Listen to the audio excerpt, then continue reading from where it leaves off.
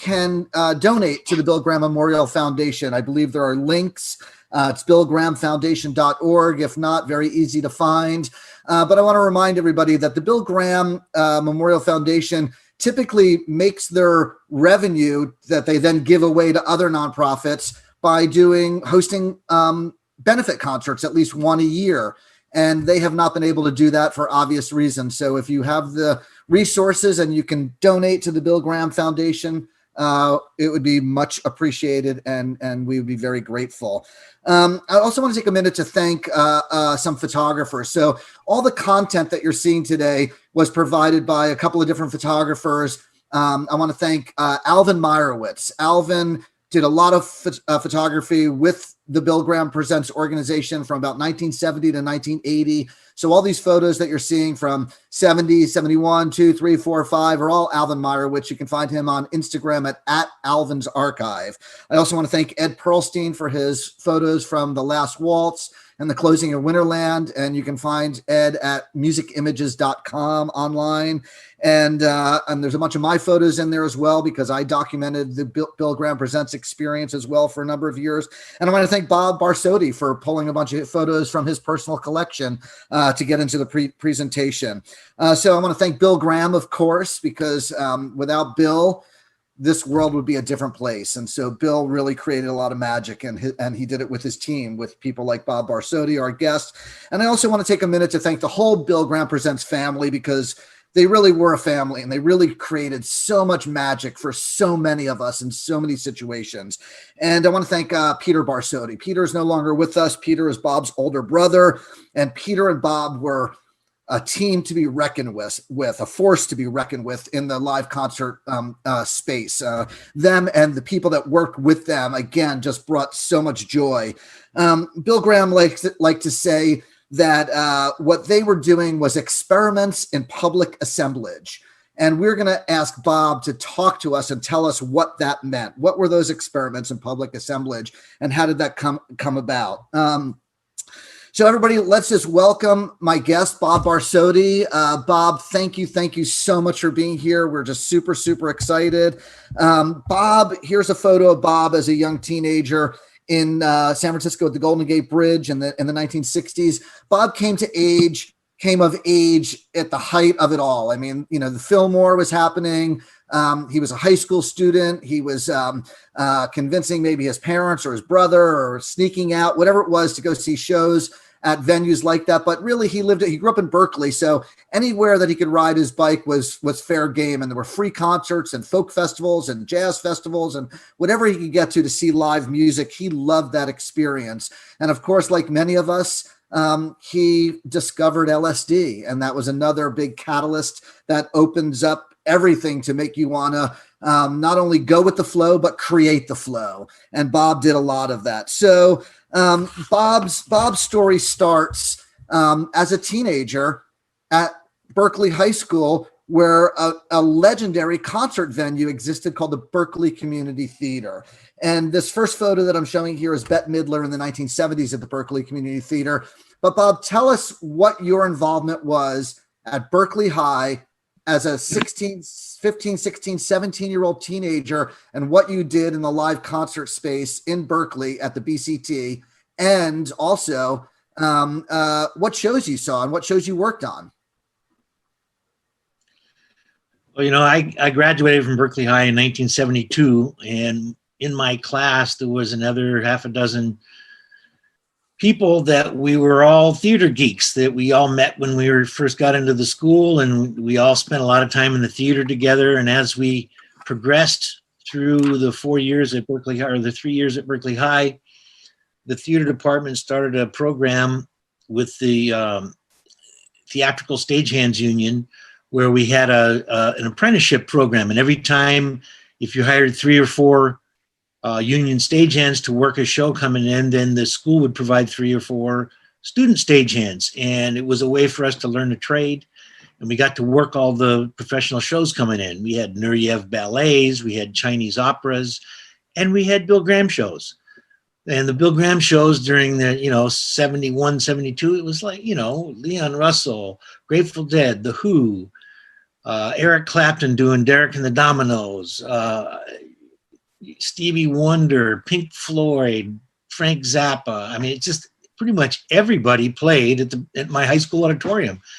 And as a high school student, I was able to work these shows. And we'd do the load-ins, and then during the show, we'd get paid a little cash by Jerry Pompili to do stage security down at the front of the auditorium. And then after the show, we'd load out. So, you know, it was a pretty fun way of spending the last couple of years in high school. And that was your introduction to Bill. And even though Bill was the boss, you guys as students interacted with Bill, correct? Yeah. I mean, not a whole lot directly, but Bill was the kind of guy that during the show, he'd walk around and pay attention to everything. So if you were the person standing on the side of the stage doing security, there would be one point or another way he'd be standing next to you watching what you're doing. So, you know, you get to know him. He gets to know your face. It took a while for him to really know who I was, but I'll never forget that day.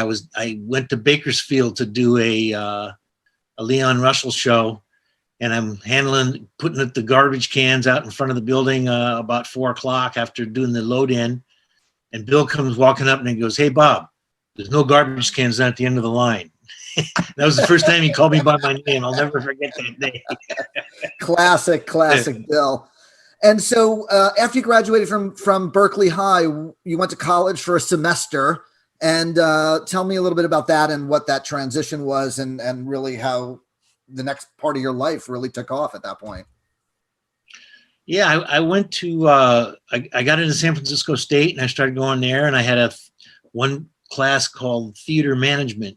And that was my most interesting class because it was what I was doing. And I'd be able to argue with the teacher about the various theories he's proposing at the front of the class from a book when I'm there at the weekend doing stuff and it's real, and I disagree with him. So we had a lot of back and forth, and I ended up, you know, getting a very good grade in that class.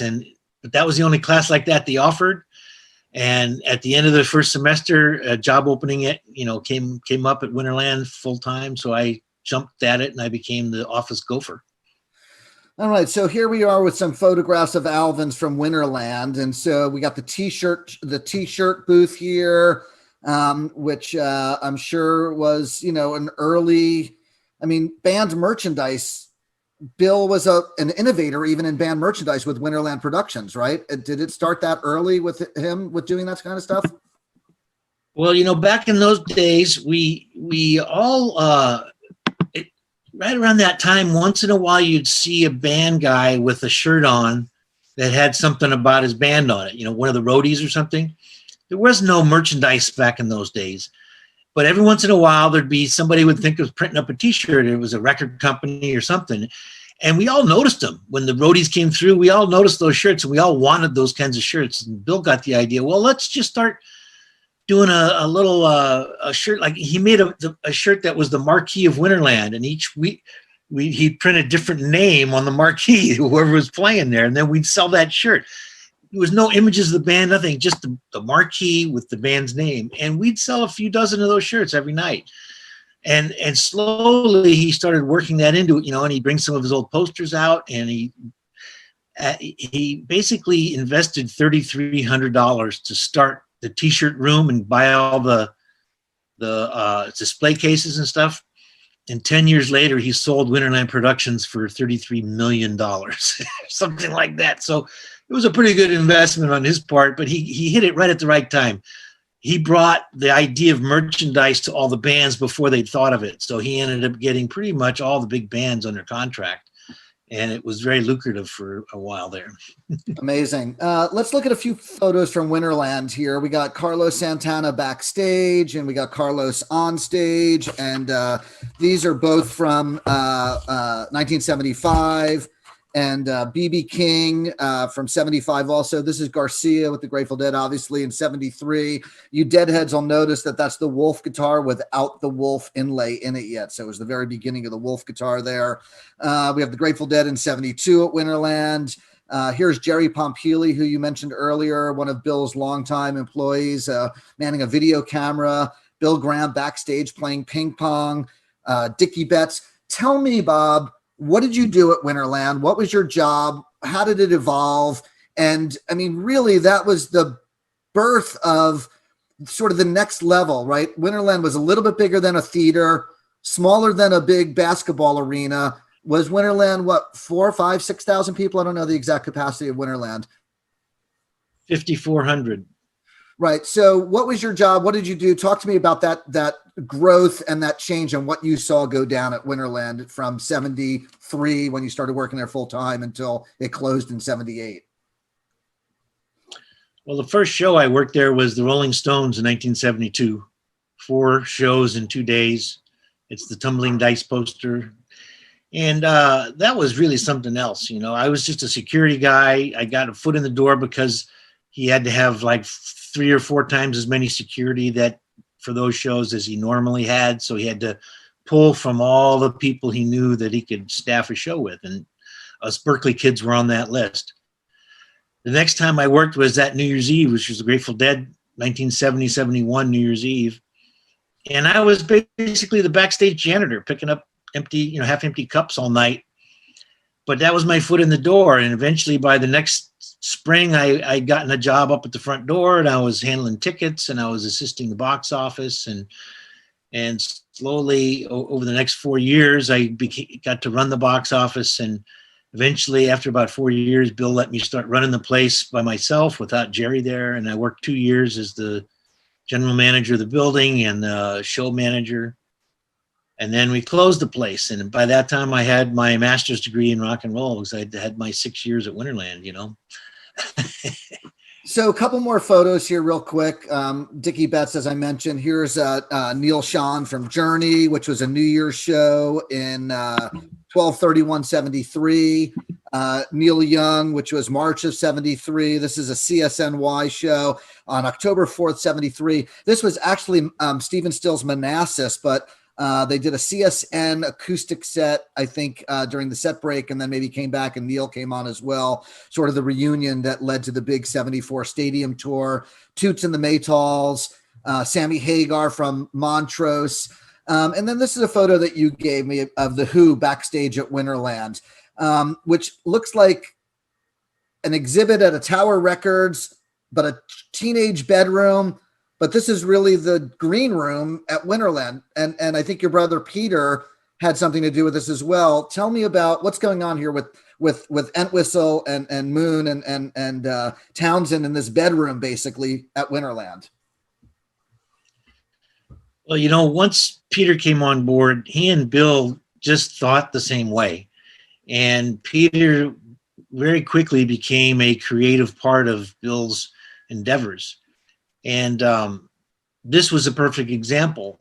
Bill decided that the Who were coming to Winterland. We got to do something special. We got to set up the whole backstage as some kind of an environment. So he and Bill, Peter and Bill got together and came up with this idea of doing the Who childhood bedroom, where each guy had their own bed that was decorated according to who they were. And like Keith Moon's bed was a hospital bed with a nurse sitting next to it. And there was a set of drums out in front of it, little toy drums that Randy Tootin had painted a caricature of Keith's face on the front. And, you know, John Entwistle had a little plastic bass and that you see there in the drawing with spiders hanging all over. And Pete had his guitar. And then Roger had a big wooden rocking horse. And these guys walked in and they just cracked up. They totally got it. They immediately got into it. Keith went over and sat in the arms of the nurse. And Pete picked up the guitar and turned around and smashed it on something.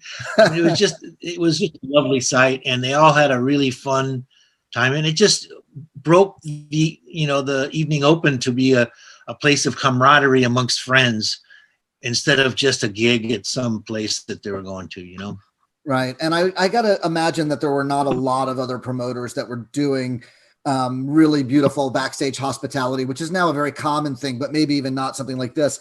And was your brother Peter, was he doing similar things like this to other big shows? Maybe any other examples that you can remember, a Hendrix or a Dead or anything? Or was it just, normally it was the ping pong table and a big scene backstage? This was the only time we did something like this at Winterland, except for the last waltz where we dressed up the whole building. But usually Winterland was a pretty utilitarian place, you know. I mean, you can see that the ceiling here is kind of at a slant. It's because you're underneath the balcony behind the stage. Right. And, yeah, it's not a very glamorous place. Yeah, that backstage dressing room looked like a low ceiling, dark, dank, kind of funky place. Obviously, Winterland was not originally built for rock and roll concerts. I have the last waltz photo up here now. This is, you know, perhaps one of several very, very, very famous things that happened at Winterland. You know, maybe the closing of Winterland can compete. I'm not sure if there's anything else that compete. So a lot of the creative stuff. Obviously, Scorsese directed this film. It was being shot for a film. So there's all this set dressing that we're looking at here with the chandeliers and things like that.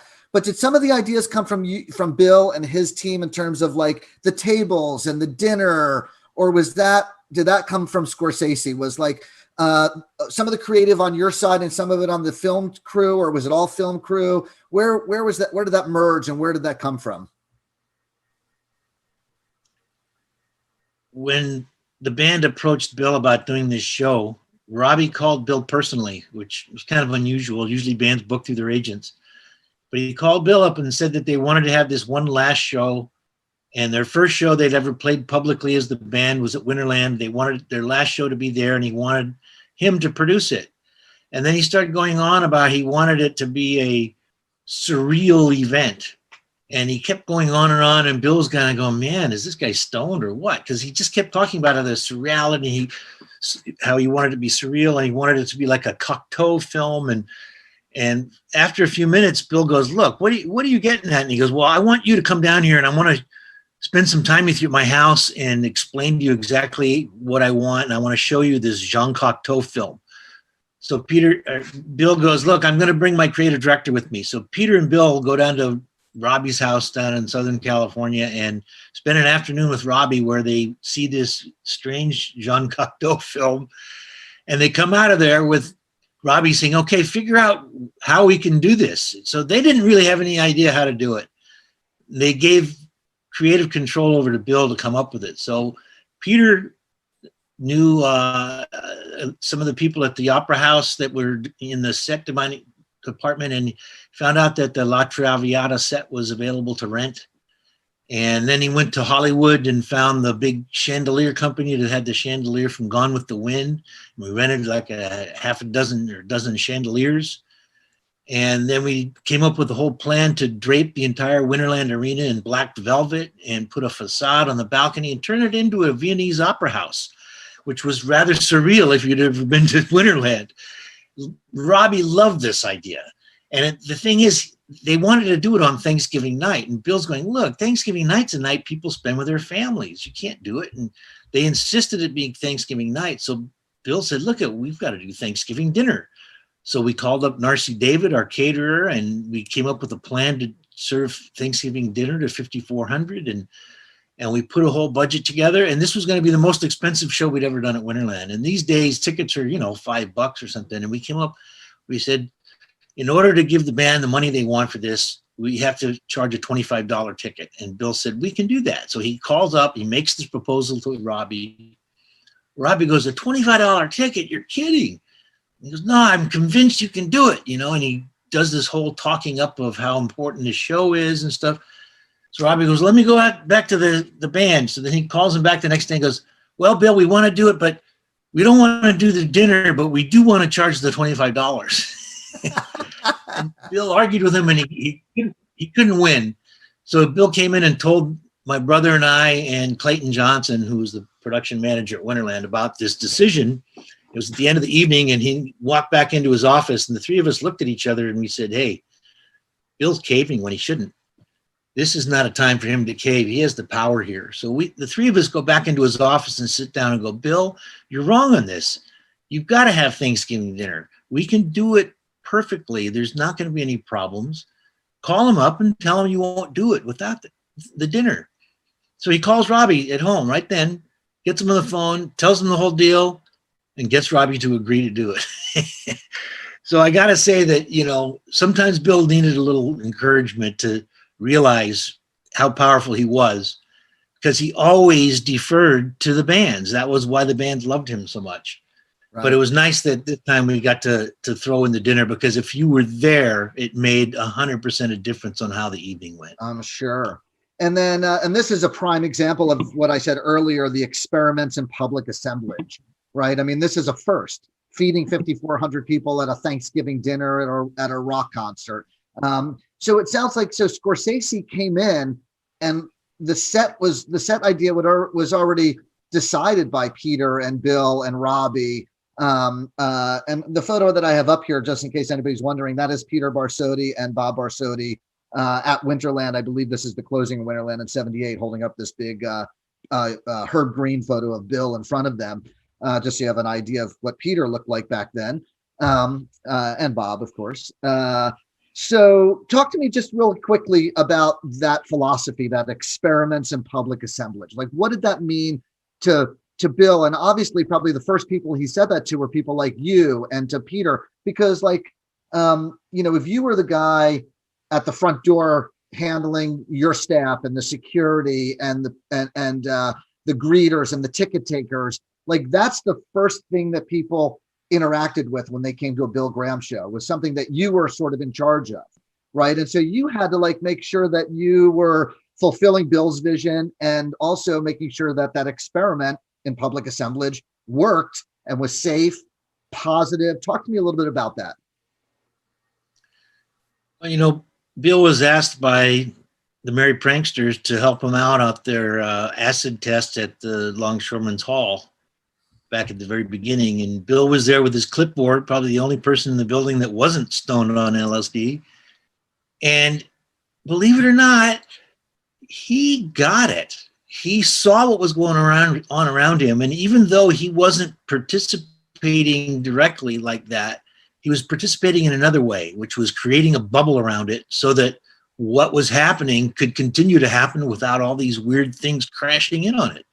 And that's what he felt was his position in this whole deal, was the guy to hold the space so everybody else could act however they wanted as long as they didn't hurt anybody. And I think they created there was a point where when the Fillmore was closing and the California legislature gave Bill an award for creating a space where the young people of the 60s could live for a few minutes with their own ideals, because they felt it created a huge amount of mental health space for young people in the 60s. And I was always impressed by that little thing he had on his wall, because it was, most people didn't notice it, but I did, because that was what I did too. And that's what it was. Perfect example of an experiment in public assemblage, going to the top of Squaw Valley Peak and doing the Jerry Garcia band there for 2 days in the summertime. And you had to ride the chairlift to the top to see the band. Nobody had ever done anything like that before. And Jerry, by the whole time it was all done, wasn't sure he was real happy about it, because he didn't like getting up there. But it was an amazing afternoon. I mean, no one had ever done anything like that before. So those were the things we were able to do with Bill that were the experiments that really worked. Right. Let's talk about another super important and famous show at Winterland, which would be the closing of Winterland, the Grateful Dead, the Blues Brothers, the New Riders, 12/31/78. At this point, I know that at a certain point, you and Peter sort of took over and began to manage the relationship between Bill Graham Presents and the Grateful Dead. Had it started at this point, or did that come a little bit later? And then my follow-up question to that is, just tell me about Winterland. Just tell me about this particular show at Winterland. Of course, it's got the famous sign on the side of it. They're not the best at what they do. They're the only ones that do what they do. Bill coming down with the giant joint for the first time with the roach clip on the back. Talk to me about the closing of Winterland and what that meant to you, because that's been your home now for over 5 years as one of the managers of the building, et cetera, et cetera. Well, in 1978, Bill was still 100% in control of his relationship with Grateful Dead. He had not handed anything off yet.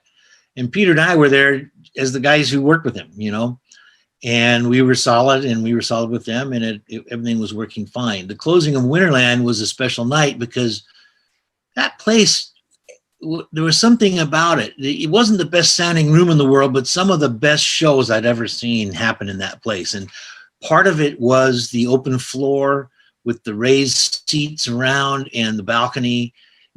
Everybody could see. There was a place to dance in front. The energy was just amazing. I never felt energy anywhere other than in a building like it felt in Winterland. And on the closing night, we wanted to acknowledge that, this Grateful Dead and their fans had been significant in the ongoing success of that place, to the point where, Bill included the Deadheads as the opening act on the marquee that day. So, it was great to be able to have a place like that. It was home, but the ceiling was falling in. The neighborhood was changing. They didn't like having our shows there. People were restoring all the Victorians, and it was time to move along. So that's what we did.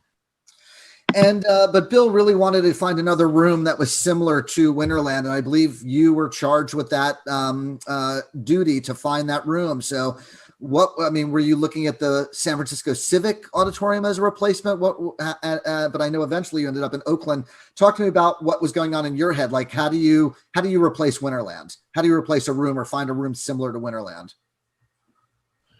Well, we'd worked the Civic Auditorium, but it wasn't the same shape. It was a different kind of shape, and the upstairs was really disconnected from the downstairs in a way that I can't really describe why, but it just was.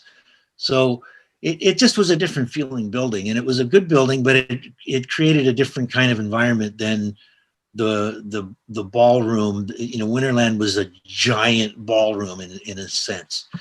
So we were looking for that same kind of feeling, and I went across the bay, and we were looking at all the different venues, and I saw that there was an old auditorium in Oakland that hadn't been used much in the last 10, 20 years. And I started looking at it, and turns out it's the Oakland Auditorium. And in 1967 or so, James Brown did a show there. And after the show, all the kids went out and broke all the windows downtown. So they banned rock concerts at the building in 67. So here we come along in 77 or 78 looking for a new place. And I get together with the manager, a guy named Bud Alexander, who was a really gentle, wonderful man who managed many of the buildings that the city of Oakland owned. And he explained that the big problem was that he couldn't do concerts, and he'd love to have us, but the mayor's office had banned it. So Bill went to Lionel Wilson, and who was mayor at the time, and we made a proposal that how about we give you the first 100 tickets from every show, and you can go towards a mayor's discretionary fund where you can spend that money in the neighborhood where the arena is for whatever the neighborhood needs. And he thought it was a great idea. So he opened the building back up to us, and we didn't look back. We took over the building, did the concessions, did everything. And it was a really wonderful place. We did quite a few shows over the next decade or so. Yeah, obviously, the Oakland Auditorium Arena, eventually becoming the Henry J. Kaiser Auditorium, was a legendary venue, and we'll talk about it a little bit later some more. Let's move on to the Cow Palace. So, in the 70s, the world of rock and roll started to really change, and it was getting bigger and bigger, and Bill was growing with it, and that meant bigger venues. What was the capacity of the Cow Palace? Do you remember? Yeah, it's about 14,000 people. Right. So you're going from rooms like the Winterland at 5,400 to 14,000. Here, let me just show a couple of photos. So this is after a Rod Stewart show. Here's Bill on stage. Of course, I want you to talk a little bit about how hands-on Bill was. Here's Clapton in 74, July of 74. The Stones in July of 75. Again, these are all Alvin Meyerowitz's photos. Thanks, Alvin. The Stones in 75, Rod Stewart in 73, Elton John in 74. And of course, this is the Who. I love the stage setup here, where you can really just see the difference between what an arena concert looked like then versus now, with, no speakers hanging from the ceiling. Just a very, very different experience. the other thing I mentioned to Bob earlier today is, and I didn't really realize it when I was putting these pictures together, but these are all like the biggest names in British rock. This is Clapton, the Stones, Rod Stewart, Elton John, The Who. And I said, why were the big Brit guys playing at the big 14,000 arena and the Starship and Santana and all these other guys are playing at the 5,000? So Bob, tell us what you told me about that difference between those rooms during this 1970s period. Well, in the 70s, the fans really liked the smaller buildings, and going from the Fillmore to the Winterland was a big change because it was more than twice as big. Going from Winterland to the Cow Palace, it's 3 times as big, so it was a tough one to get fans to go along with it. And the San Francisco fans had been spoiled with all those years of the small buildings. So the local bands all wanted to play 3, 4, 5 times a year. You can't do that the big buildings if you're playing 3, 4, or 5 times a year, unless you're a little bigger than they were. So they played the smaller places, and they played very often. At Winterland, we'd see every San Francisco band 4 or 5 times a year, and the traveling bands that were from the East Coast or from Europe, they'd come by once a year. But everybody came through at least once, so we got to see pretty much everybody that was on the road in those days because they'd come through. Do you remember this Who show? I believe this is the one where Keith Moon passed out and they wanted to keep playing, so they got a fan from the audience to come up and play drums with the Who. Do you remember that whole situation? Oh, I'll never forget it. It was quite an astounding evening. I'm sure that something like that's never happened ever before or since. But, when Keith arrived, he was pretty out of it, and they went on stage, and he lasted a little while, and then he passed out, and then they brought him back, and he lasted a few more minutes, and then he passed out again. And then Townsend looked down at the audience and said, "Hey, anybody know how to play the drums?" And this kid in the front row jumps up, and they grabbed his hand, pulled him up on stage, and he played drums for a song or two with them. It was pretty awesome. I think that the band was so embarrassed by the whole thing. They were just looking for a way out. And after a couple of songs with this guy, they said, "Okay, I'm sorry, but, we'll see you next time." And they walked off. So it was a tough night for the band, but I got to hand it to Townsend for coming up with the idea of just pulling some kid out of the audience. It was a classic move. Yeah, amazing. And then here's the shot of Townsend talking to their manager, Bill Curbishley or Cubbersley? Curbishley. And that's my brother Peter standing in the background with his arms folded, waiting for the band so they can get him on stage. And was Peter, so this is a stadium gig, I believe, and we're going to kind of move into stadiums here in a second. Was Peter stage manager or production manager at shows like this, like in terms of getting the bands on stage? Was that his Yes. role? Yes, he was production manager for a lot of the big shows we did. And then as time went on, he became more the creative specialist. So he'd be working on more special effects stuff, and we'd get another production manager. Got it. But there was quite a few years where he was our main production manager for BGP. So the first stadium shows, obviously the Beatles played Shea and Candlestick, and there was, different things that happened in stadiums occasionally, but really the birth of stadium rock happened with Bill. Is that an accurate statement? And it perhaps started at Kezar Stadium? Well, as far as I know, it was actually in 70. But what year is the Kezar? Is that 73? 73. So the shot that's up here now is the Grateful Dead at Kezar in May of 73. Okay, the previous year, we had done a 10 years after show in Stockton in the little football stadium at UOP. And it was 10 years after Tower of Power and Wild Turkey. And it turned into kind of a shit show. It was a lot of biker gangs came in, and the facility would allow people to bring ice chests in. So everybody brought ice chests in, and all these different biker gangs came in, and there was a lot of underage drinking. And pretty soon, fights started breaking out, and finally some guy pulled the gun out and shot at a guy that was threatening him, and the guy, he missed him and hit an innocent bystander. So we quickly realized that there was an issue with having these larger audiences. So the next time we tried it was at Kezar Stadium, and at Kezar we initiated a whole search at the front door. You couldn't bring any alcohol in. We checked everything in it. We really made sure, and there was no alcohol on sale inside the facility, because we certainly didn't want that to happen. So this was the first time we had a stadium show in San Francisco, and it's at Kezar Stadium. And I love seeing this set because it's so beautiful how simple everything is. Right. But yeah, well, when you look at it, you go, oh my God, I hope it doesn't rain. right. Exactly. Which just a question going back to Winterland and the Cow Palace for a second. When people were entering those rooms, were those patrons being searched or patted down in any way, or are people just tearing tickets and walking in the door? No, once we went to the bigger arenas, we did a search at all the entrances, because there was too much underage drinking. We did it at Winterland too. And if there was too much drinking with the psychedelics, it got weird, and we knew the psychedelics were going to be there and you couldn't stop that. So drinking, we tried to stop. Right. So we're going to go flip through a few photos here from Kezar. So here's Jimmy Page and the notorious manager, Peter Grant from Kezar.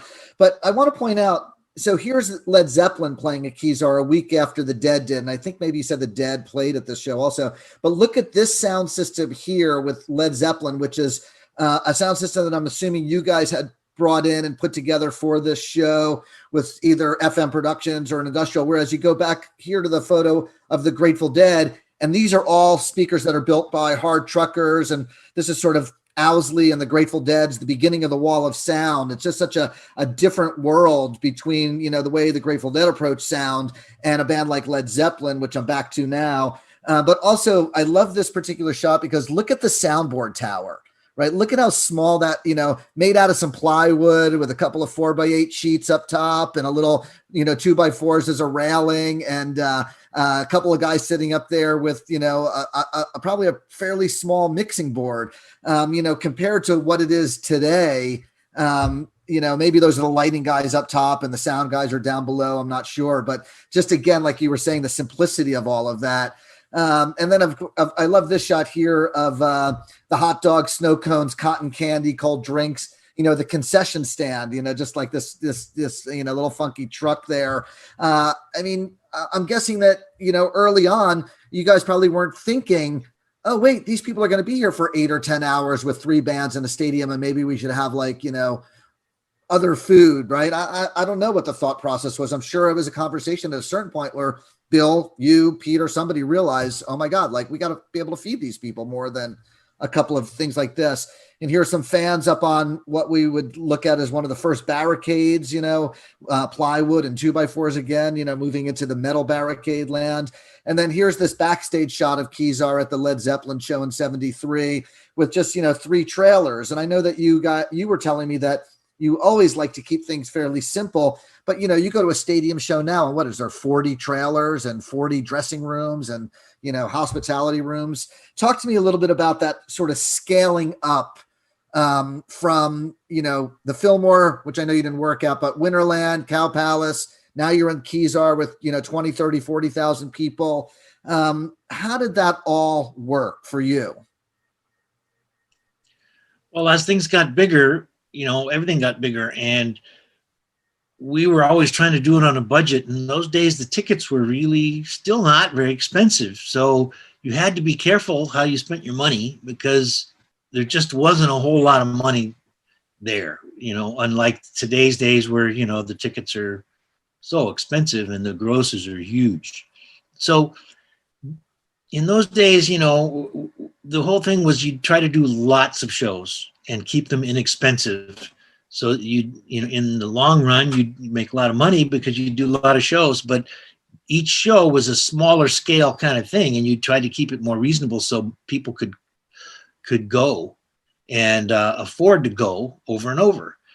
There was a point in time where the Bay Area was selling 2 or 3 times as many tickets per capita as any other market in the country to rock shows. And it was because we had this philosophy of giving the audience a lot of value for their dollar. So we resisted the big fancy setups, but we also kind of ushered it in another sense. So, even though we were resisting spending a lot of money, it kind of opened people's eyes that, oh, we can get people to spend a lot of money on us and make it really nice backstage. So that's where the whole thing ended up going. And then this shot here is Kezar after that Zeppelin show with a bunch of trash. But let's move on to another really important concert that happened at Kezar that I know you worked at. It was March 23rd, 1973, and it was called the Snack Sundae. What did SNAC stand for? Students need athletic culture and kicks. The school district had announced that they had a big budget deficit, so they were cutting out all the sports and after-school music programs in the San Francisco school district. When Bill heard that, he went crazy, and he started calling up different artists and saying, hey, look, I want to put together a benefit and raise this money to keep music in the schools. And everybody said yes. So he got the city to give him Kezar Stadium, and we put this giant show together. By the end, the week before we did the show, the city announced, oh, we found a bunch of budget, and we didn't realize that we had this other money, so we're really not short anymore. And we had geared things up to raise a whole bunch of money at the show as well. And it kind of took the wind out of our sails. But in any case, we did give 100% of the net of that show to the school district for their after-school music programs, which is pretty cool. So I'm going to flip through some of these photos and then come back to Snack in a second. So here's the press conference with the mayor of San Francisco, Alioto, Bill Graham, Willie Mays, I believe that is, Garcia, Santana, some students in the background with the Snack t-shirts, the press conference. Here's Willie Mays. Because it was athletics, you guys brought in a bunch of big sports stars. We'll talk about that in a second. Here we're at the show with Bill with his watch on. Before I move forward, talk to me about what the sports star angle was. Like, how is Willie Mays, and who were some of the other sports stars that were there, and why, and what was their involvement in this benefit? Well, that was part of the fundraising effort we were doing. We figured that since this was for the sports in the schools, we'd go to the San Francisco sport teams. We went to the Giants and to the 49ers, and we said, hey, we need some of the famous athletes to come down here, and we're going to do a special booth where if you go in and buy one of the posters for the event, you can have all these sports stars sign the poster for you. And I was running that little booth. It was stage right. It had a little set of stairs up from the audience, and you come up and pay whatever it was, $5 or something for a poster, and then these guys would sign a thing to you. And it was really awesome. We had Y.A. Tittle and John Brody and a whole slew of great, Willie McCovey was there, Willie Mays, a whole slew of both, baseball and football players from over the years. And it was memorable. It was quite memorable to hang out with these guys all day at a rock show too. Right. This photo of Bill is just so indicative of who Bill was. Really, he was so hands-on. So he's looking at his watch. And you also remember that this particular show, the Snack Sundae, was what? Tower of Power, the Doobie Brothers, Santana, Joan Baez, the Grateful Dead, Bob Dylan, Neil Young, the band. So obviously this needed to be very, very well organized in terms of getting people on and off. Just briefly, just talk to me about Bill's involvement and his attention to detail in that regard, just in general, not necessarily at Snack, but just, what was Bill like when he had a show on stage, when there was a band on stage or a band not on stage that needed to be on stage? Well, he was a taskmaster. It was very important to him that things went on time. If you told the audience the show was going to start at 8, then the show started at 8. And if you weren't there and you were supposed to be there at 8, well, you'd hear about it from him. So he was, many artists have famous stories about them being yelled at by Bill when they showed up late, but hey, they showed up late, and so he never let up on that. And the Snack show was a particularly tough one because it rained all night the night before. And he spent the entire night pacing the field, praying for no rain, because as you saw with our stages, they weren't real rainproof in those days. So we were afraid that if it was pouring rain, it would be difficult to to have the show go on. And then there'd be a big loss, and it would be just a debacle when you're trying to raise money. And so he walked the field all night, didn't get any sleep. And at 6 a.m, he prayed for the rain to stop, and the rain stopped, and it stayed stopped until about an hour after the show, and it started raining again. So we all attribute the success in the rain that day to Bill's obsession with being on top of things at the shows. Excellent. Let me flip through some photos from the snack benefit. Here's Bill talking to Graham Nash with Paul Kantner in the background. The Jefferson Starship was also on the snack bill. Here's Bill and Zahn Artman.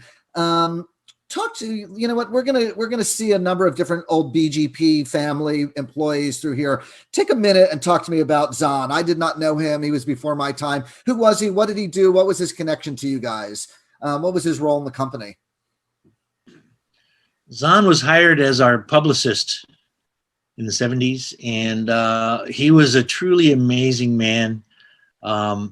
He was part of the gay community, and right when the whole gay community was starting to really come out and become a force in San Francisco. And he became Bill's right hand in terms of dealing with the world. And Bill at that time was really expanding. You know, he'd spent all the 60s going back and forth from New York to San Francisco running the two film wars.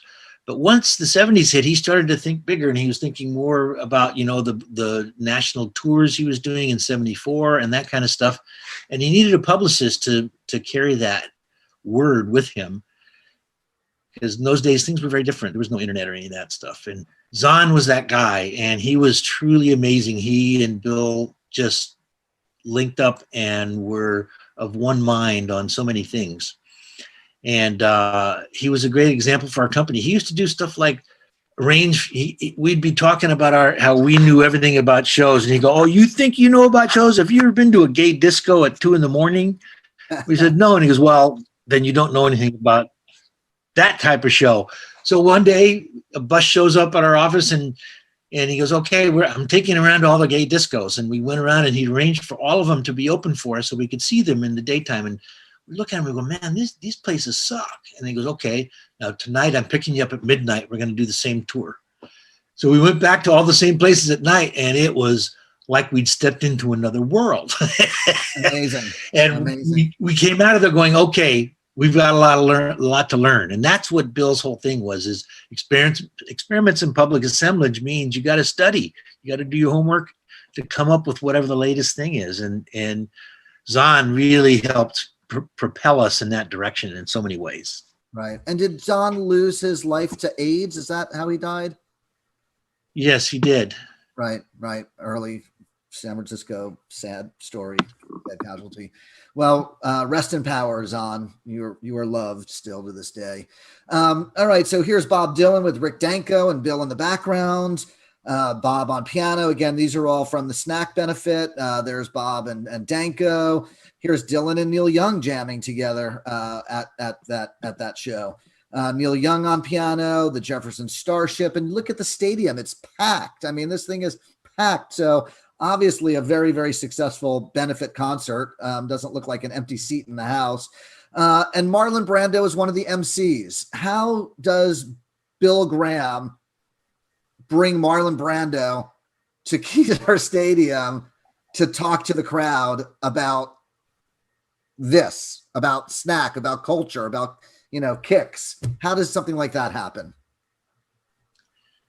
Well, Bill was very savvy about how you get publicity. And he knew that the movie business was bigger than rock and roll, and that movie stars had more of a spotlight in the world than rock stars did. And so if there was ever a moment when he could incorporate that glitz into his thing, he always wanted to. He had become friends with Francis Coppola about this time. And I believe Francis was working on Godfather with Marlon, and he happened to be in town, and Bill invited him to come to the show. And so they came, and it was just, so once he was there, he said, "Oh, Marlon, you got to go up and talk to the audience. And, there's a big benefit concert, and it's all good stuff." And Marlon had a really good heart. He cared about activism. So he was very thrilled to be able to go to talk to the audience that day. And and he talked all about Native American rights. It was awesome. Yeah, and here's a shot I have up of Francis Ford Coppola with Marlon and Bill. Here's a couple of other old BGP folks, David Meyerwitz and Barry Imhoff. Is that his name? Yeah, Barry Imhoff was Bill's partner in FM Productions. And he was, when I came on board, he was kind of the guy that ran all the show stuff, the production stuff for Bill. And he and I never really got along so well. But he ended up getting caught with his hand in the till by Bill at some point, so he left. And he's talking to David Meyerwitz, which is, here's another photo of you and David, and you guys went to Berkeley High together, correct?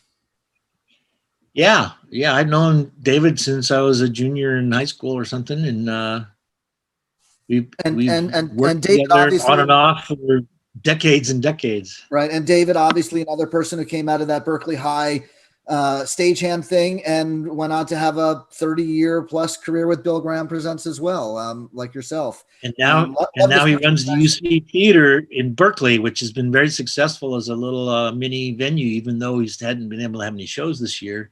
He's managed to keep it alive, and hats off to David for a fine job he's doing there. He also has a training program for students, and just like we went through at Berkeley High. So I got to hand it to David. He's given back the way we got when we were young. Amazing. Yeah, the UC Theater is a great venue over in Berkeley. And I know that was a vision of his for many years, and he worked incredibly hard to make it happen. And kudos to him for sticking with it, because he could have probably retired or moved on, but he stuck with it. And like you said, he's now mentoring kids. I love this picture of the two of you guys together here. Just, you guys look like brothers, you got that same 70s hairdo going on. Bob Dylan. Definitely 70s rock and roll. Yeah. Bob Dylan and the band over in Oakland at the Oakland Coliseum in 1974. And then here's that same stage with Bill doing some sort of announcement. And if you guys look on this photo here, down in front of the stage over to the right, there's a guy that looks like Bob Barsotti talking on a walkie-talkie. And that is Bob, making sure that everything is how it should be. And that's how the teamwork of BGP worked, is that Bill had his lieutenants to go out there and make sure that the experiment was succeeding. And I have to say that it certainly was. Here's George Harrison at that same venue in Oakland. Let's move into more stadium stuff here. This is Bob Barsotti. I love the stage crew shirt that he's wearing there. And this is Leon Russell and Loggins and Messina. In 1973, I believe this was, or 74. Actually, I didn't check the date on that one. But anyway, talk to me now. So Kezar was big, but Kezar was old, right? That's the old stadium where the 49ers used to play decades ago. It's gone now. They've rebuilt it, knocked it down and rebuilt it. But now you're moving into the Oakland Stadium where the Raiders play, where the Oakland A's play. It's a whole nother game. So talk to me about, and this is a photo of Loggins and Messina from that day. And here's Leon Russell from that day. I think he's standing on the piano there, or maybe a riser with the audience behind him. No, he's on the piano. That's on the piano. Standing on the piano. Bill and his element. Here again, look at the sound system here. No delay towers, but even looking out in the audience, you can see how small the front of house soundboard is. But these giant, how did you guys? Somebody had to come up with an idea. If you remember when the Beatles played Candlestick or Shea Stadium in the 60s, nobody could hear anything. Those sound systems were inferior. The sound traveled 100 feet at most. So now you guys are bringing rock and roll into a stadium that's, twice the size of Kezar, at least in square footage, maybe not in number of people, but still probably bigger in people. What was your thought process behind the production and making sure that people were having that positive experience with good sound and good hospitality? Because now instead of having 20 people at the front door taking tickets and searching people, now you've got 200 people doing that. Right. So how do you scale up again, even bigger, and make it all work and still succeed in that experiment?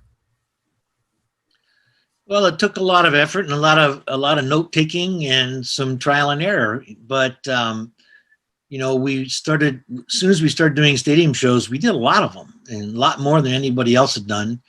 And we had the perfect place. The Oakland Coliseum was a really people-friendly facility, and the way the parking lots were laid out and the BART tracks were nearby, everything worked well there for our needs. And we had a really good relationship with the management there. And frankly speaking, I think they were making more money off our concerts than they were off the Oakland A's for a while there. And so that was why they let us trash the field so much. But when you got into the bigger stadiums, we had to make sure that people enjoyed it and could hear. And that was a huge problem with the Candlestick Park Beatles show and those kinds of things, is the band would be out on a stage at second base. They'd be 500 feet away from the closest fan. The sound system was made for, a small indoor building, and they're putting it into a stadium outside so nobody could hear. All you could hear was the screams of the people. And it was a pretty unsatisfactory situation for the band and the audience. So when we went outdoors, Bill spent a lot of money developing a sound system that would work in those kinds of environments. And like one of the things he wanted to do is make it so when you sat in the back seat of the stadium, all the way at the top, you could feel the music, which means you had to be able to feel the bass. So our company made these giant bass horns that I think you have a picture of a little later on. It's up right now. They were the only ones out there. And we had to do that because Bill wanted you to be able to feel that bass hitting your chest all the way at the back of the building. And that's what we did. And that's what people came for, was to be able to get the authentic rock and roll feeling that they got at Winterland. But now you're in a stadium with 50,000 people. And even though you might not hear quite as well, the other thing you get in the stadium is that energy that the 50,000 people create. And that is astounding. I thought Winterland created a lot of energy. And then I stood up in front of a stadium and made an announcement and felt what that felt like. And it's a whole different thing, man. Right. And again, it's reaffirming that, the experiment in public assemblage is working.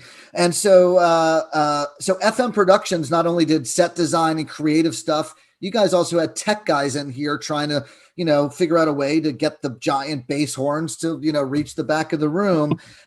This next shot here is the Grateful Dead's Wall of Sound, also in Oakland. I think it's the Beach Boys on stage playing, but you can see again, the Grateful Dead never settled for anything less than the best.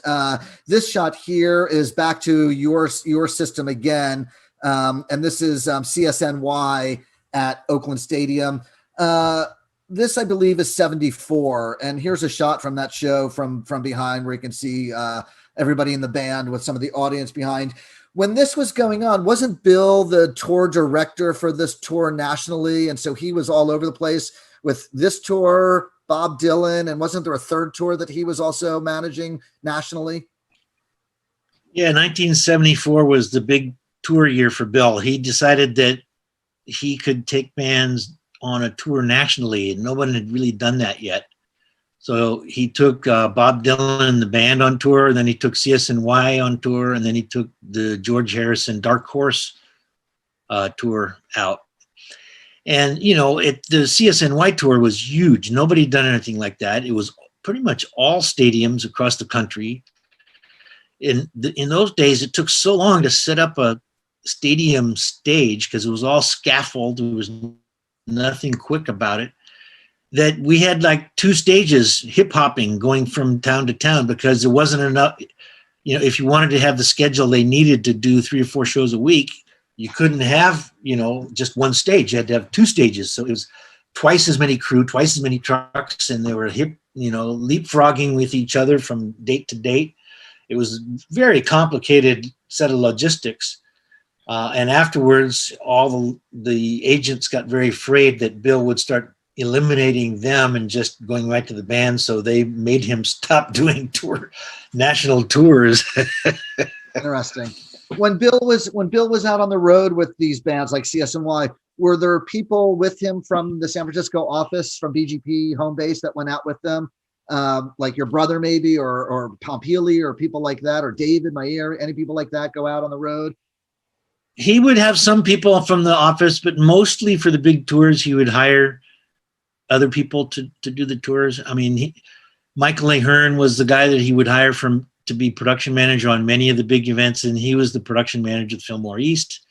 And, you know, so he had a crew of people that he'd worked with at other places that he would hire to do some of these big high profile events with us.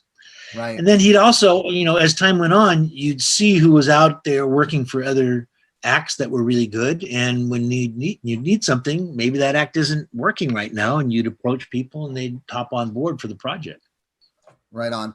And then, of course, when Bill's out on the road, I'm sure he was flying back and forth. He had probably still had his different watches with his time zones, and but he was leaving you and your brother and Brian Auger maybe and other senior people at BGP to kind of run the home base and big shows, because you guys, even though he was out on the road with CSNY in the middle of the country in a stadium, you guys still probably had shows going on in Oakland and Cow Palace and any other venues that you guys were, you know, Berkeley Community Theater. So there was a lot going on at that time in the 70s. And this truly was an incredible growth period in rock and roll. Were other promoters looking at Bill Graham Presents as a model and as something that they wanted to emulate, or was Bill sharing information with, you know, other promoters in other parts of the country about, you know, was that information being shared freely across different promoters? Because Bill was the first, and Bill really figured out, you know, with his clipboard or later his little notebook that he carried with him, always taking notes. Was that information shared, do you know? Well, You know, we used to say to Bill, "Hey, Bill, let us go to some shows in other cities and see how they do it." And then he'd look at us and say, "Why?" And he goes, "Well, maybe we'll learn something from it." And he goes, "You won't." He was so sure of himself. But, you know, one time we did do that. My brother and I and Danny Shearer went down to Anaheim Stadium to see a ELO stadium show there. And we walked around the stadium as fans for the whole day, and we just experienced what it was like to be in a stadium. And basically the only thing we learned was it's extremely boring at intermission, and we should do something at the intermissions to keep people interested. So that's when we came up with the trivia questions on the big scoreboard. Funny. And, okay. And the other part of it is that, you know, we continued to have volleyball games back in the diamond where you keep it clear for the baseball diamond, and you put a volleyball set up in there, and then you'd have teams, and you'd work through a couple hours of different teams, and whoever was the final winner would get tickets to New Year's Eve or something. So those were the things that we came up with, and whether that was being shared everywhere else, we weren't sharing it, but people were watching us and seeing what we were doing, and I think a lot of it translated out into the world of rock and roll. But to be honest with you, we weren't out in other cities looking. We were pretty busy where we were. We weren't seeing if anyone else was paying attention to what we were doing. Right. I would imagine also artists that were on tour would, you know, say to other promoters, "Hey, when I was in San Francisco and working with Bill Graham Presents, they did this. Why aren't you doing it?" And I would imagine some of that information got transmitted that way from the artists, and not necessarily the artists, but, you know, their production managers or their, you know, stage manager, you know, whoever was working for the band, their agents, their managers, whatever. They would see how you guys were doing things, and they would go talk to a John Scher or a Barry Fay or a Ron Delsner, or, you know, the list goes on. And that was do it. All right, let's move on here. Super interesting, great stadium stuff. This photograph here that I have on here is the personal money order check that I mailed to Bill Graham Presents in December of 1979 to get my New Year's Eve tickets. $31 for 2 tickets, dead ticks. I spelled Bill Graham's name wrong. I sent it on December 5th, 1979. I had just turned 18, and I was getting ready to come out to California for the first time to experience the Grateful Dead, because we had read the stories about Bill Graham. We knew what happened on New Year's Eve. We knew what happened on the closing of Winterland. We knew that Bill Graham was going to come flying out of the sky or do something like that. And so I wanted to be part of that. So I mailed this check, and a week later, I got this letter back from BGP from a woman named Gloria, who told me that my tickets were enclosed and to have fun. And she said, if you want to get tickets for the other nights, you need to call Bass Outlets. We didn't know what Bass Outlets were in New Jersey. You know, for us, it was just Ticketron. And so, you know, I flew out to California. Actually, I'm sorry. I took a Greyhound bus out to California. I didn't know that airlines existed. I jumped on a Greyhound and took a trip out to California, got off in Reno, Nevada, and where some deadheads I had met in the summer. out at Red Rocks, and drove to the Bay Area with them and stayed with them in Berkeley. And here's the Oakland Auditorium Arena with Grateful Dead spelled incorrectly. I can imagine who Bill yelled at for that one. This is the park, and we're going to talk about this. This is the park right across the street from the Oakland Auditorium Arena, where eventually it became a whole vendor area, perhaps the birth of what became Shakedown Street at Grateful Dead shows. But here you can see there's like 5 or 6 tents, people camping out. This is not a safe neighborhood, but people were camping in there. This was like hardcore, diehard Deadheads who needed to be there for all 5 days. But for us Deadheads, like I said, I'm 18 years old, and my goal was to come out and take pictures of this, right? I was, taking pictures at this point for about a year and a half, and I knew that I was going to take a bunch of pictures at these Dead shows. So I had a plan. I was going to take pictures on the first night, the third night, and the fifth night, which is New Year's Eve, and drop acid on the second and fourth nights, because that's what we did as 18-year-old Deadheads. And of course, we did copious amounts of LSD. So when you do 4 or 5 hits, 400 or 500 mics, you're pretty much high all week. And so at midnight on December 31st, 1979, the lights go down, a spotlight comes up, I look up in the air, and there's this giant butterfly with Steal Your Faces on the wings flying across the stage. And I'm taking pictures, and, the butterfly comes and it lands 5 feet away from me in this giant net. And my mind is just completely blown, right? Again, like, this kind of shit doesn't happen at East Coast Grateful Dead concerts. We went to John Scher concerts. We went to Madison Square Garden. We went to the colleges up in upstate New York, Hartford, etc. None of this, like, we knew something was going to happen, but we didn't know what. And then the balloons and the confetti start falling over the band on stage, and they're laughing and they're playing Sugar Mag, and they're having the greatest time. New Year's Eve, it was this magical moment that just completely blew our minds. How did you guys, and we'll look at some of these examples coming up here. How did you guys internally decide what to do at midnight? So let me go through some of these. So we've got the the giant butterfly, and here's another one, 1980, with the balloons coming down with the guy, excuse me, lighting the fire with the cigarette lighter fluid in the back. Here's the giant skull, 1980. The USS Columbian in 1981. Bill on top of the giant globe of the Earth in 83. The birthday cake in 85. And I want to point out that that's Dharma Barsodi on the right there, who's Peter's son, as the New Year's baby. The birthday cake again in 85. Here's in 86. This is Bill getting ready to be the giant eagle with some of the BGP FM Productions people. There's Peter in the background on the right with the mustache. Bill, and actually, I need to take a second here. I approached Peter Barsodi. I called him up in the BGP office and said, I want to come and take pictures for BGP. He sent me over to a guy named Steve Welcome, who I interviewed with, but they said, well, we're not hiring. We have a photographer already. But Peter said to me, listen, I like what you're showing me. I'm going to give you a laminate for these New Year shows in 86, and you just need to give me a bunch of 8x10 black and white prints. That was his only thing.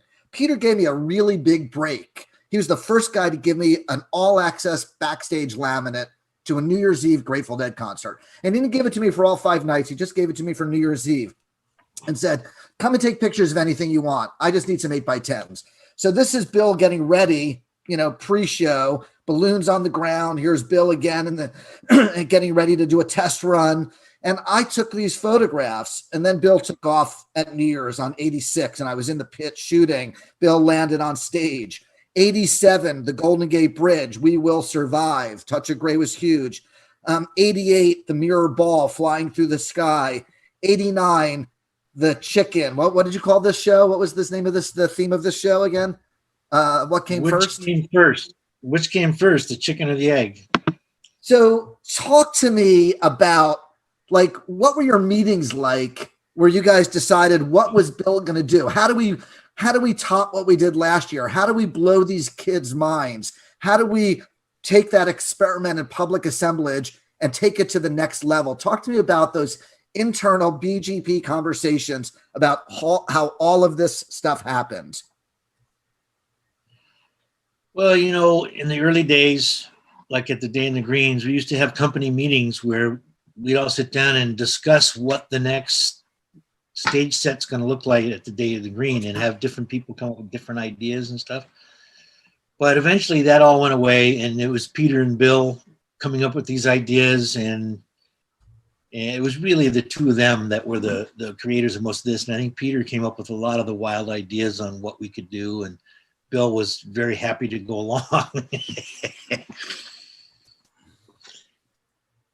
So, you know, and then it was the part of pulling it off was a whole other thing. So, you know, you can see that they got pretty elaborate. I mean, the birthday cake one, for example, was about 2 feet narrower than the space between the front row of seats on the house left side of the auditorium and the soundboard. So we had to take this cake from the back of the audience all the way down through the audience around the soundboard, where the entire floor of people had to get out of the way. Essentially, you were parting the Red Sea. What, you know, and what we would do is we'd tape the path in advance, and as people came and sat down, we'd go up and tell them, hey, at midnight, you're going to have to move. So if you want to be in a place where you don't have to move at midnight, go somewhere else. And a lot of them would. But then at midnight, all these people would actually move for us and get out of the way. So it was a lot of coordination and a lot of camaraderie that you end up with people who come night after night. You know, I knew thousands of faces, no names, but thousands of faces of Deadheads that were friends with, because I'd see them every night. We'd have a show, and we'd have 30 shows a year in the Bay Area, you know. And you were that guy that was parting the Red Sea, because you were, Peter was up on stage, coordinating it from that end, telling you when it was time. And I think we'll see some photos from a Mardi Gras parade. The photo that I have up here now is all the Deadheads out in the hallway dancing at the Oakland Auditorium Arena. You guys were really the first promoter that I know of that put speakers out in the hallway. This is New Year's 1980. And I think that the first time you guys did that was at the Warfield just a couple of months earlier. And obviously it kept going into this 1980 New Year's. And I think that's your office door in this photo over there on the right. So this is the group of people you had to walk through to get in and out of your office. Is that correct? That's correct. Yep. And if you look at the faces here, and you can see these people are having the time of their lives, and they're not even in the same room as the Grateful Dead. Go figure. But when we did it at the Warfield, we did it because we wanted to make it so that people could sit and watch the show inside. And if you wanted to dance, instead of blocking the people in front of you or behind you, you could go out in the audience and dance. And it made it so that the aisles were clear and everything was cool inside. But if you wanted to dance, you go out in the audience in the hallway, and it was fantastic. And it was so embraced by the audience that we decided to do it at all the shows. So we started putting speakers in the lobbies, even in the festival seating shows, because people liked the room to dance. It was fantastic. It's just truly amazing. And again, I love this, the entrance to the Oakland Auditorium Arena with the big, the skeletons, which I believe were also from the Warfield. And it's, welcome to the Oakland Auditorium, Fillmore West, Fillmore East, Winterland. Again, it's that thread, that history that you guys created, and Bill sort of bringing that vibe. And you guys, somebody had to come up. I'm guessing it was Peter, as the creative director, had to come up and say, hey, let's hang this in front. Let's welcome people. Let's remind people that this is the thread continues, right? Is that pretty accurate? Yeah, he'd come up with the designs. He'd take them into Bill, say it's going to cost XYZ, and Bill'd say, go ahead.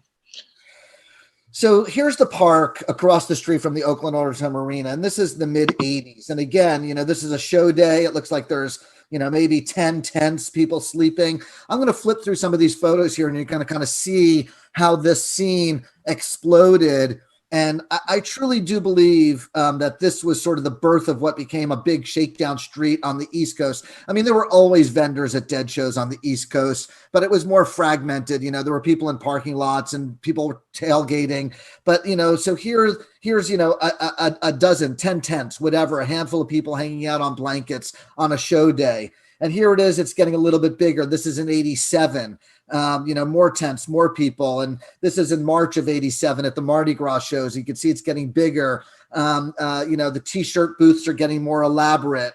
These are my friends Eric and Sharon selling their t-shirts, and now people are putting up poles and clotheslines, and eventually, look at this now. This is, I think, 80. This has got to be 87 also, because I think that was the last year you guys were at the Oakland Auditorium with the Grateful Dead.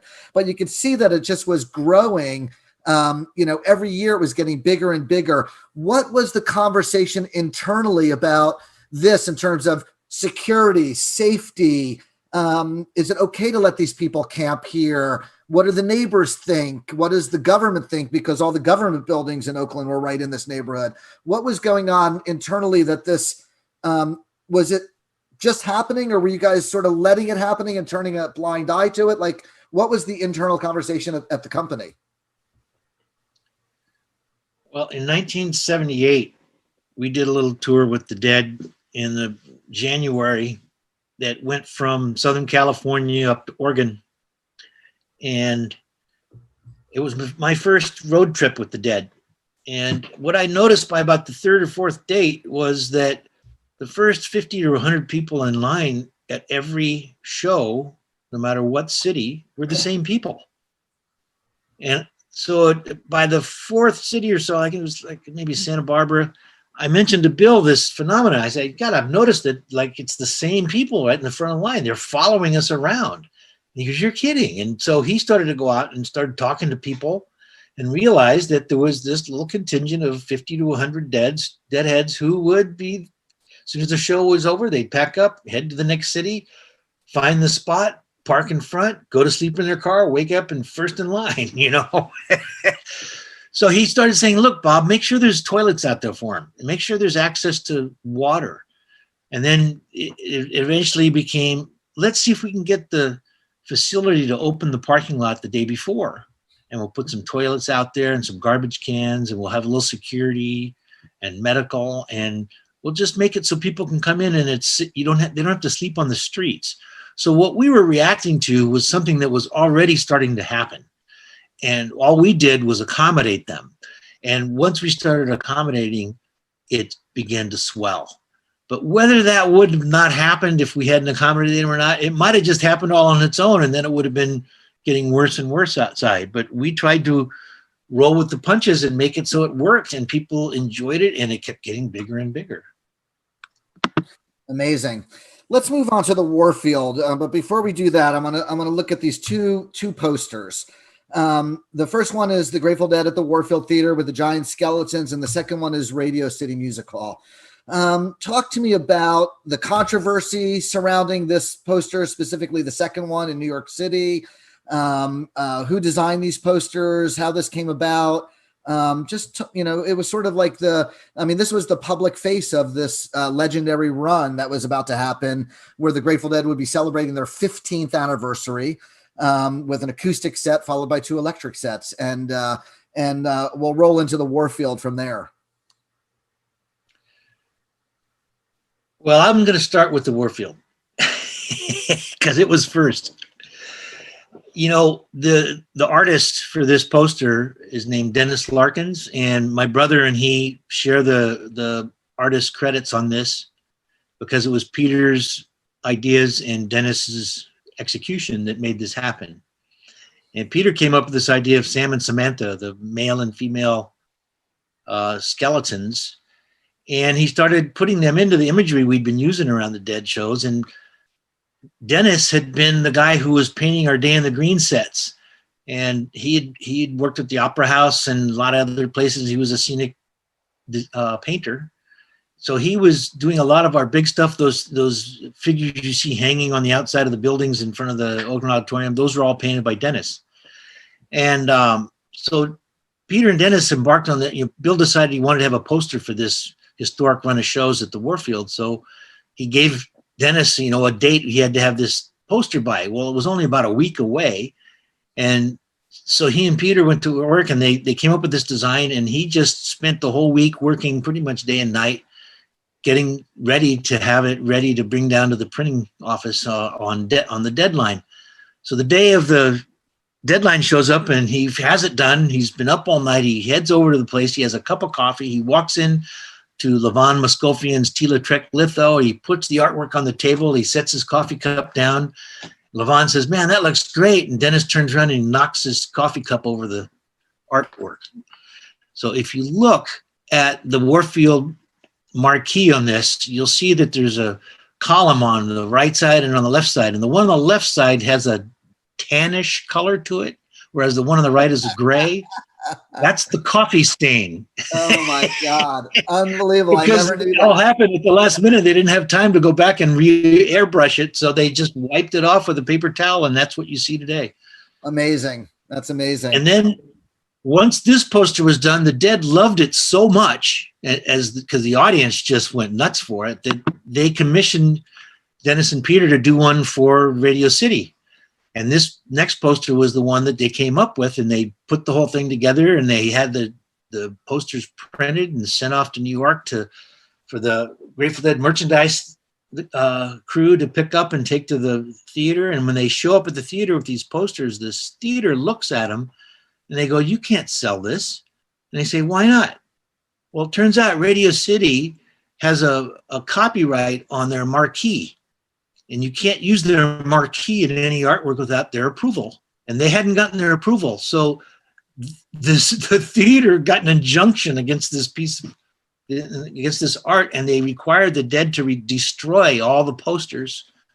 And so they couldn't sell them, and they had to destroy all the posters they had there. And, a few of them somehow were left behind in San Francisco. So there's a few out there for the collectors, but it never made it to the merchandise table that weekend. Yeah. I remember they were for sale for a second, like somewhere, and then they disappeared really quickly. All right. Well, let's actually move into the actual Warfield show. So the first thing that's so interesting is that here's the ad that showed up in the Examiner and the Chronicle, the San Francisco newspapers. And the thing that's so interesting about this particular ad is that nowhere on this ad does it say the words Grateful Dead. Right. So that's just the first step, here's this thing. And, it's, that old saying, if you know, right. So here we go. And of course they sell out very quickly. Well, I love this shot that I took of Bill. So I'm an 18-year-old kid. I was in college or pretending to be in college in New Jersey. I flew out for the first 3 shows and then the last 3 shows of this run. So I got to see 6 of them. I had a lot of friends that lived here in the Bay Area. My friend Brian, I think, bought like 100 tickets. So he was, giving them to all of his friends. He was a deadhead, not a scalper. And so there were always, everybody who wanted to get in got into these shows. And again, here's the marquee with the giant thing above it. They're not the best at what they do. They're the only ones that do what they do from the side of Winterland. But again, here's the marquee, and all it is a steal your face that doesn't say Grateful Dead. I don't know if there's ever been another concert that has a marquee on a theater anywhere that hasn't had the name of the band. I don't know. Has the Rolling Stones ever done something where it's just the tongue? Really just so forward thinking, groundbreaking, creative, right? And, here's a close up of that.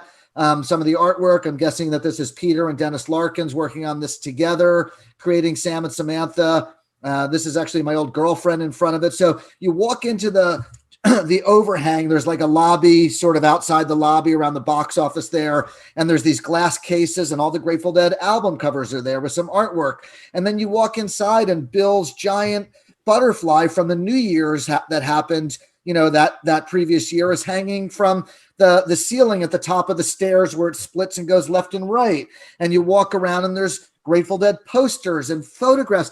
I mean, it was a Grateful Dead museum, right? And again, I'm just this little hippie kid from New Jersey. I fly out for these shows, walk into the Warfield, and I know that it's so simple and we take these posters for granted today. And these photographs, like, today we've seen them on social media and on the internet and in books.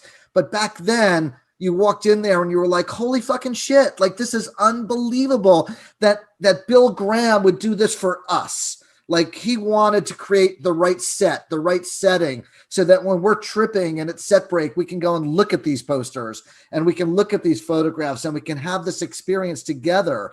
And so, I know you have a great story about when you first started working at the Warfield, when you took it over.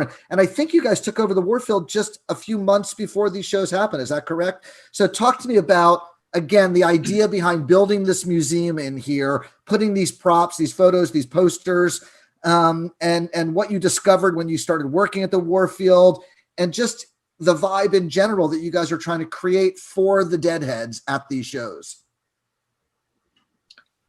Well, we had just taken over the Warfield shortly before this.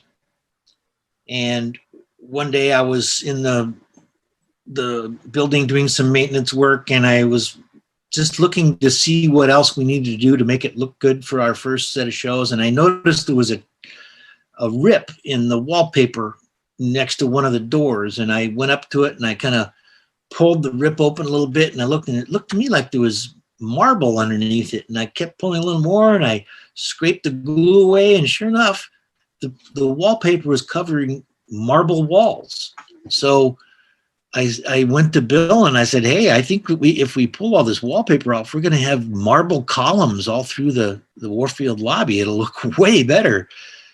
And he goes, well, how much is it going to cost? And I go, well, I don't know, but we've got this Dead show coming up, and I'll bet you anything I could just get a whole bunch of volunteer Deadheads that'll do it for tickets. So we put together a little program. We put the word out to the Deadheads, and I was getting like 6 or 7 a day in there. And I had a couple of my crew people supervising it, and they tore all the wallpaper off all the marble and washed all the glue off and polished the marble before the Dead shows happened. Amazing. And that's when we decided to do these shows, Bill was so thrilled that the Dead was taking 2 weeks out of their time to do, 12 or 15 shows at the Warfield, one place. No one had ever done anything like that before. So he wanted to honor them by turning it into a Grateful Dead, museum for the week. And we certainly had an awful lot of stuff that was Grateful Dead memorabilia to put up on the walls. So we did. And Peter coordinated the whole thing with Bill, and they really went all out. Eleanor Hockabout, our artistic director at the time, was involved.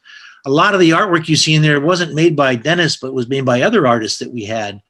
There was a woman, Peaches O'Reilly, who used to do all of Bill's scrapbooks, who was an amazing artist, and she would do some of the artwork in there. And we just had this amazing crew of talented people around our company at the time. And when Bob Dylan ended up playing 2 weeks, a long run shortly after this, we did the same thing for him. And we put, a whole retrospective of Bob's career on the walls. And at that one, we actually put an ad in the paper and said, hey, if you've got something really cool that's Bob Dylan memorabilia, bring it down and loan it to us. And we'll put it in our show, and you can have it back at the end. And we got about a dozen people who brought down old programs and old posters and flyers for events that we didn't have. And it was it was really cool to be able to work with the community like that. Amazing. You guys had a guy named Joe Segarra that did some work with you guys. He was like on the AV side of things.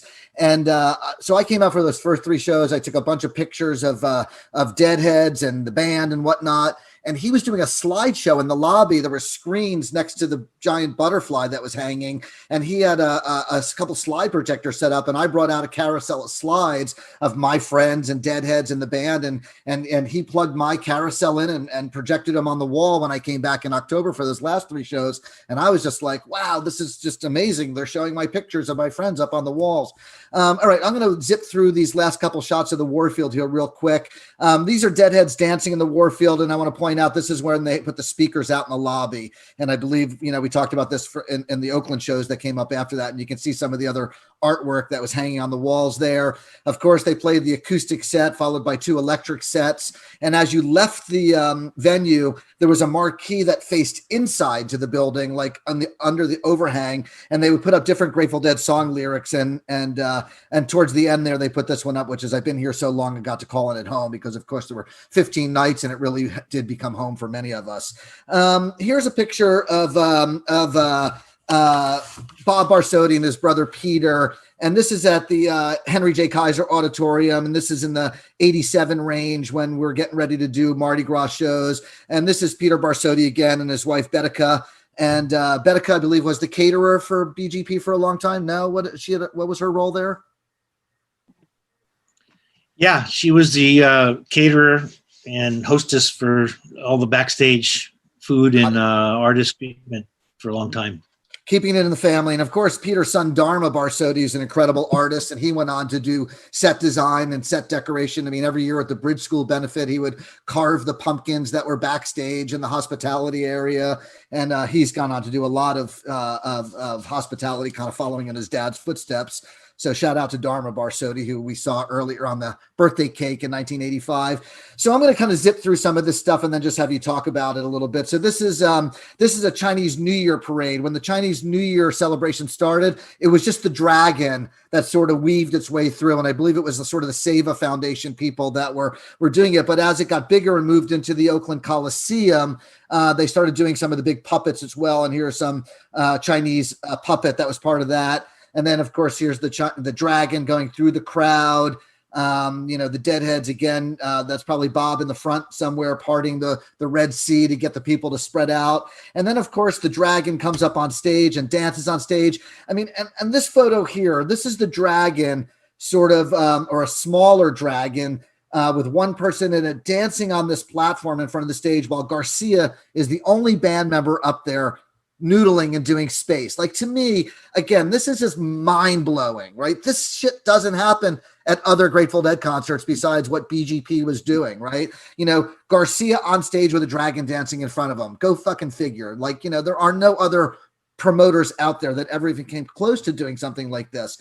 And then you get to the Mardi Gras shows and they would be doing these limbo contests, people in costumes. And here's Bill playing volleyball. You talked a little bit about that before, kind of keeping the Deadheads' attention. And some of the people that played volleyball against Bill and the BGP staff, I mean, these are like, I posted this photo on Instagram about a week ago or a couple days ago talking about this show that's coming up with you. And so many people commented on it, how they were part of those volleyball games and how, they were tripping on acid and got wrangled into games without being asked. And it was just such a highlight and an experience for so many people to be able to go to these shows. And here's Mardi Gras right before the show starts. You can see on the left there where it says Limbo on the ground. It's all taped off because you're going to make people move out of the way, right? So they can set up the limbo and then people can move in afterwards, the balloons. And then we get to you, Bob. Here you are holding the American flag because you are a patriot, and a bunch of tripping hippies in the background. And this is you on walkie-talkie, most likely talking to Peter, who's up on stage, to give you the cue to start the parade because you're going to bring all these floats, right? So here's some of your staff. That's Arlene, who was the longtime art director at BGP on the left, and Jude Heller on the right, who worked at KFOG Radio, getting ready to come through. Colleen Kennedy, who worked in the ticket office at BGP. And then you bring everybody through. And you sent me this, Peter doing his thing on stage. This is my photo because I'm pretty sure Peter gave me a laminate to shoot this as well for him. And so talk to me about, why did you guys decide to like get dragons to dance and giant Mardi Gras heads to be up on stage and balloons? Like, why did this become a thing with the Grateful Dead? And at this point, I believe you were managing the relationship with the Grateful Dead for BGP. Is that correct? So talk to me about that relationship, these ideas, where they came from, executing them, and why go to the effort to do this? Because we could. Now, the great thing about working for Bill is that he gave you leeway to do strange and wonderful things. And at the same time, we were working with a band that also gave us the leeway to do these strange and wonderful things. Most bands didn't want you messing with anything around their stage. That was their territory. The Dead gave us an awful lot of leeway on these certain events because, for one thing, they realized by making celebrations about Mardi Gras, about Chinese New Year, about Valentine's Day, Halloween, New Year's Eve, these are all events that are focused around, you can have a really good party, and that was what the Dead, they were gathering people together to celebrate and enjoy life. So the more different kinds of activities you could come up with to make it seem like you're not going just to another Grateful Dead show. This is the Mardi Gras show, or this is the New Year's show. It gave a cachet that you couldn't miss any of them. So they would play in the Bay Area 30 times a year and be able to sell them all out because every show was different and it had different elements to it. And it was just fantastic to be able to have the ability to have the input on those kinds of shows. Peter was amazing the way he would involve the deadheads. I mean, some of the, as you go through these slides of the Mardi Gras shows, you'll see these floats that are just stupendous. And the costumes on stage, we didn't tell people to come in costume. They came on their own. They devised these huge floats. Once in a while, someone would come to Peter and say, I have this idea for a big float and it's going to be this and I need $200. And he'd give them $200 and then they'd go make this float. But an awful lot of the time, it was on their own dime and the deadheads just descended. And if they could come up with a good enough idea, then we'd put them in the show. Here's the shot that I have up here right now is the giant Converse sneaker with the wizard on the front. Tell me about the sneaker here and who the wizard is and who are the people are on that particular float. Well, you know, the Dead had a kids room backstage for all their kids so they wouldn't get in trouble at their shows. And the Hog Farm handled the kids room. Wavy Gravy would do bingo and different activities. It'd be art project and a lot of costumes and that sort of thing. So for Mardi Gras, we decided we'd make a kids room float because the kids used to come out and watch the big productions, but we wanted them to be part of it. So Bill Walton was coming that year. And so we decided to, you know, the old Mother Hubbard with the shoe and all the kids and all that. So we came up with the Converse sneaker with giant elf and wizard Bill Walton sitting on the front with all the Grateful Dead's kids sitting in the shoe. And when I took a picture of, we had our photographer take a shot of the float as it was going in front of the band on stage, and Walton's looking out at the camera, and I had it framed for Bill and sent it to him following his show. And he wrote me a note saying that he loves this picture. It's going on his living room wall where it will stay until the day he dies. Nice. Yeah, Bill is one of a kind. So I want to point out here a couple things. So the early Mardi Gras shows were at the Henry J. Kaiser, and they were mostly these giant heads and all these people that were dressed up that got to dance up on the platforms in front of the stage. And when you moved the Mardi Gras shows over to the Oakland Coliseum, that's when the floats started getting bigger. So here's Bill Graham smoking the big joint. There's the giant locomotive train. This is Mr. Bones. That's my buddy in the red shirt, Zim, Donnie Zim. And Zim made a lot of these heads with a guy named Freddie Hahn, who is Are You Really? And so he made this, you know, Mr. Bones here, and then here it is hanging from the ceiling. It's like 40 feet high, and look at the guy next to him is this giant float with another guy who's 20 or 30 feet high. And then there's the Mars Hotel right next to this giant sneaker that Bill's on. Here's Elvis Presley as a skeleton in the coffin. It's just so classic, you know, at the sideburns. And where else can you go to and see a float with, you know, naked Mardi Gras partiers, you know, topless Mardi Gras revelers on top. And then when it was all over, there was Peter Barsotti, not afraid to sweep up the floors and get the debris out there, because I think it was what you once said to me, something like Bill would never ask you to do something that he wouldn't do. So I'm sure the Bill was out there sweeping floors at some point. So Peter was following in his footsteps and doing that.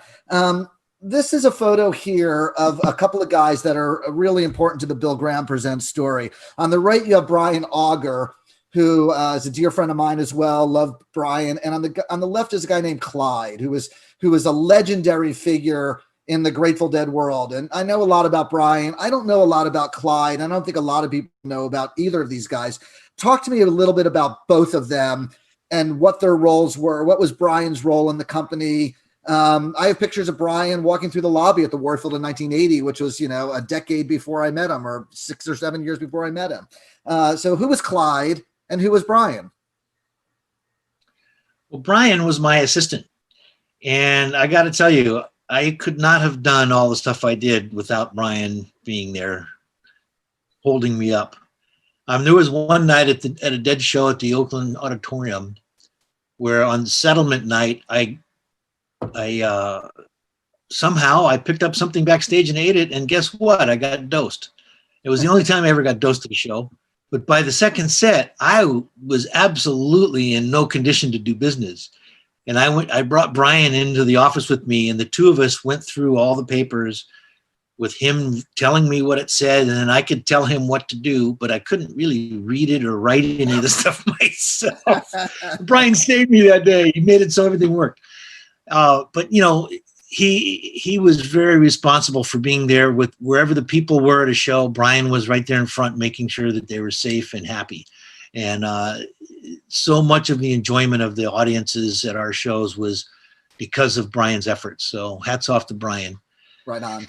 Clyde Williams was one of the early original security guard at Winterland Arena when I started working there in 1978. There was a whole crew of older guys who were the security who'd been there since day one, and I had to learn how to work with guys that are 30 or 40 years older than me, and I was supposed to be in charge, and that took a little while. And once I figured out how to do that, Clyde and I became fast friends, and over the years, all the other guys dropped away. There was only a couple that made it through, James Battle and Clyde Williams, and Clyde became the Deadheads' favorites because he was always, his position was the front of the line at Winterland, and he'd keep the line in order. And he'd have a bullhorn, and he'd do all these antics to get people to do what he wanted to do. And everyone called him Willie. Everybody knew Willie. And he became legendary, so that when we went to New York to do Garcia on Broadway, we brought Clyde with us. And he was the guy in the front of the line on Broadway every night, walking the people slowly into the front door when we'd first opened, so there'd be no crush. And it was just fantastic to see him doing his thing in New York City, and he could do it anywhere. He was a man of the people. He understood how people worked, and he was the friend to everyone.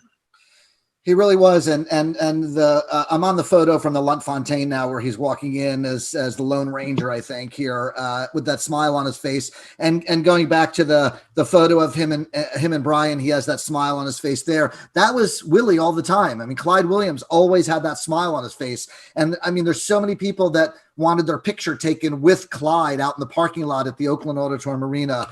So thank you for telling us about Willie. I'm guessing that he's no longer with us. But just an incredible person. He passed, but I'll tell you one other little story about him at the Lunt-Fontanne. You know, we served egg creams in the lobby. So one night, Bill's up in the lobby, and he decides to get a tray of egg creams to bring back to the band. And he comes out the front door, and he's walking along the front of the building with this tray of egg creams. We're all looking at him walk by, and John Cutler, the sound guy for Jerry, happens to be there. And as Bill walks by, he thinks he'll be smart and he'll take one of the cups off the tray. So he grabs a cup, and of course, immediately the tray becomes unbalanced and it spills.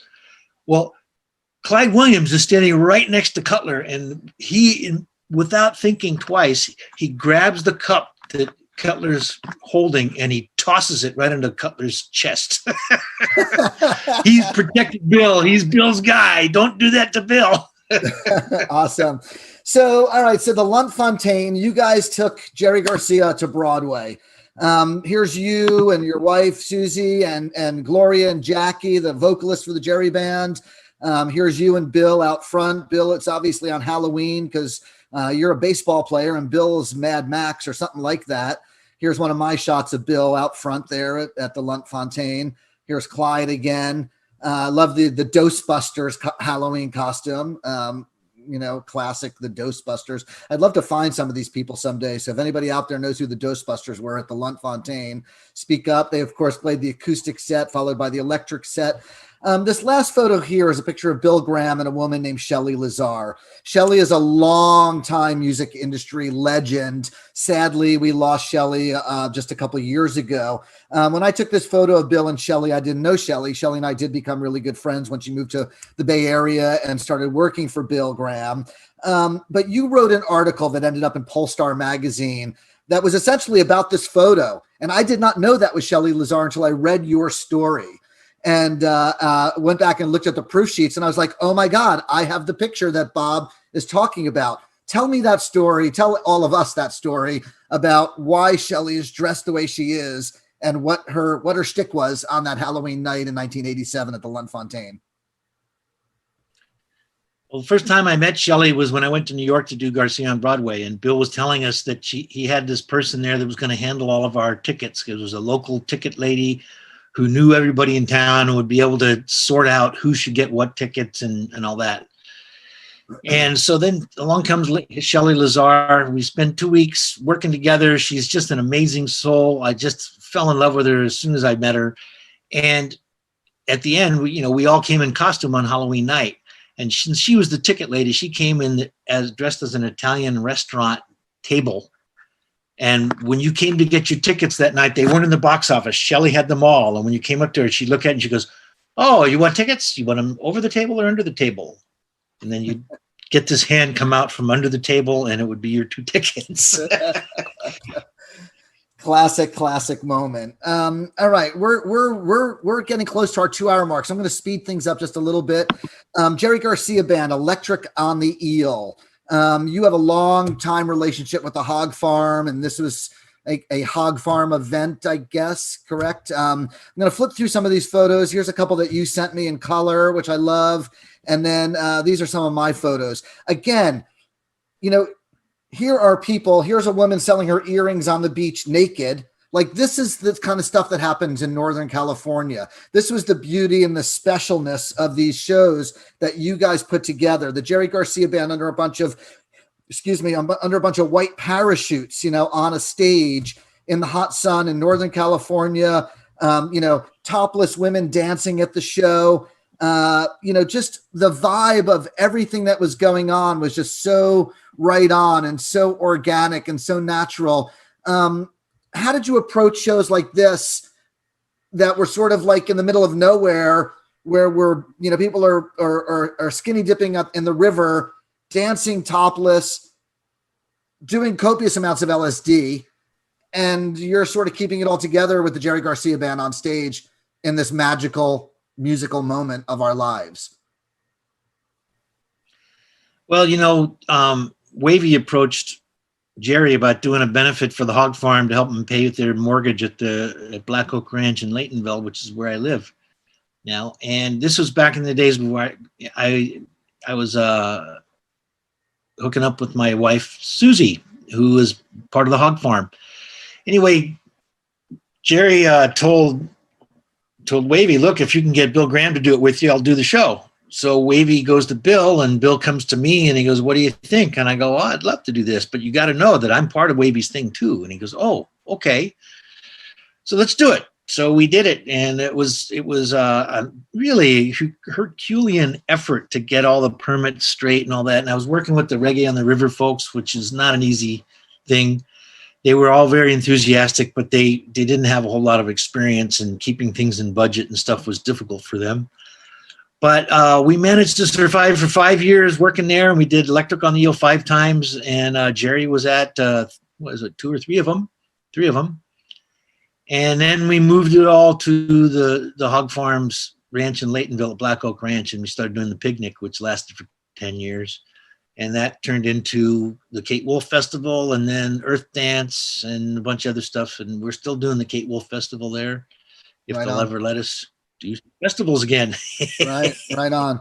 All right, let's talk about the Greek theater briefly. This is the Greek in 1982. This is one of my photographs here. Again, there's the skeleton, Sam and Samantha up top. Guessing that's a Dennis Larkins production.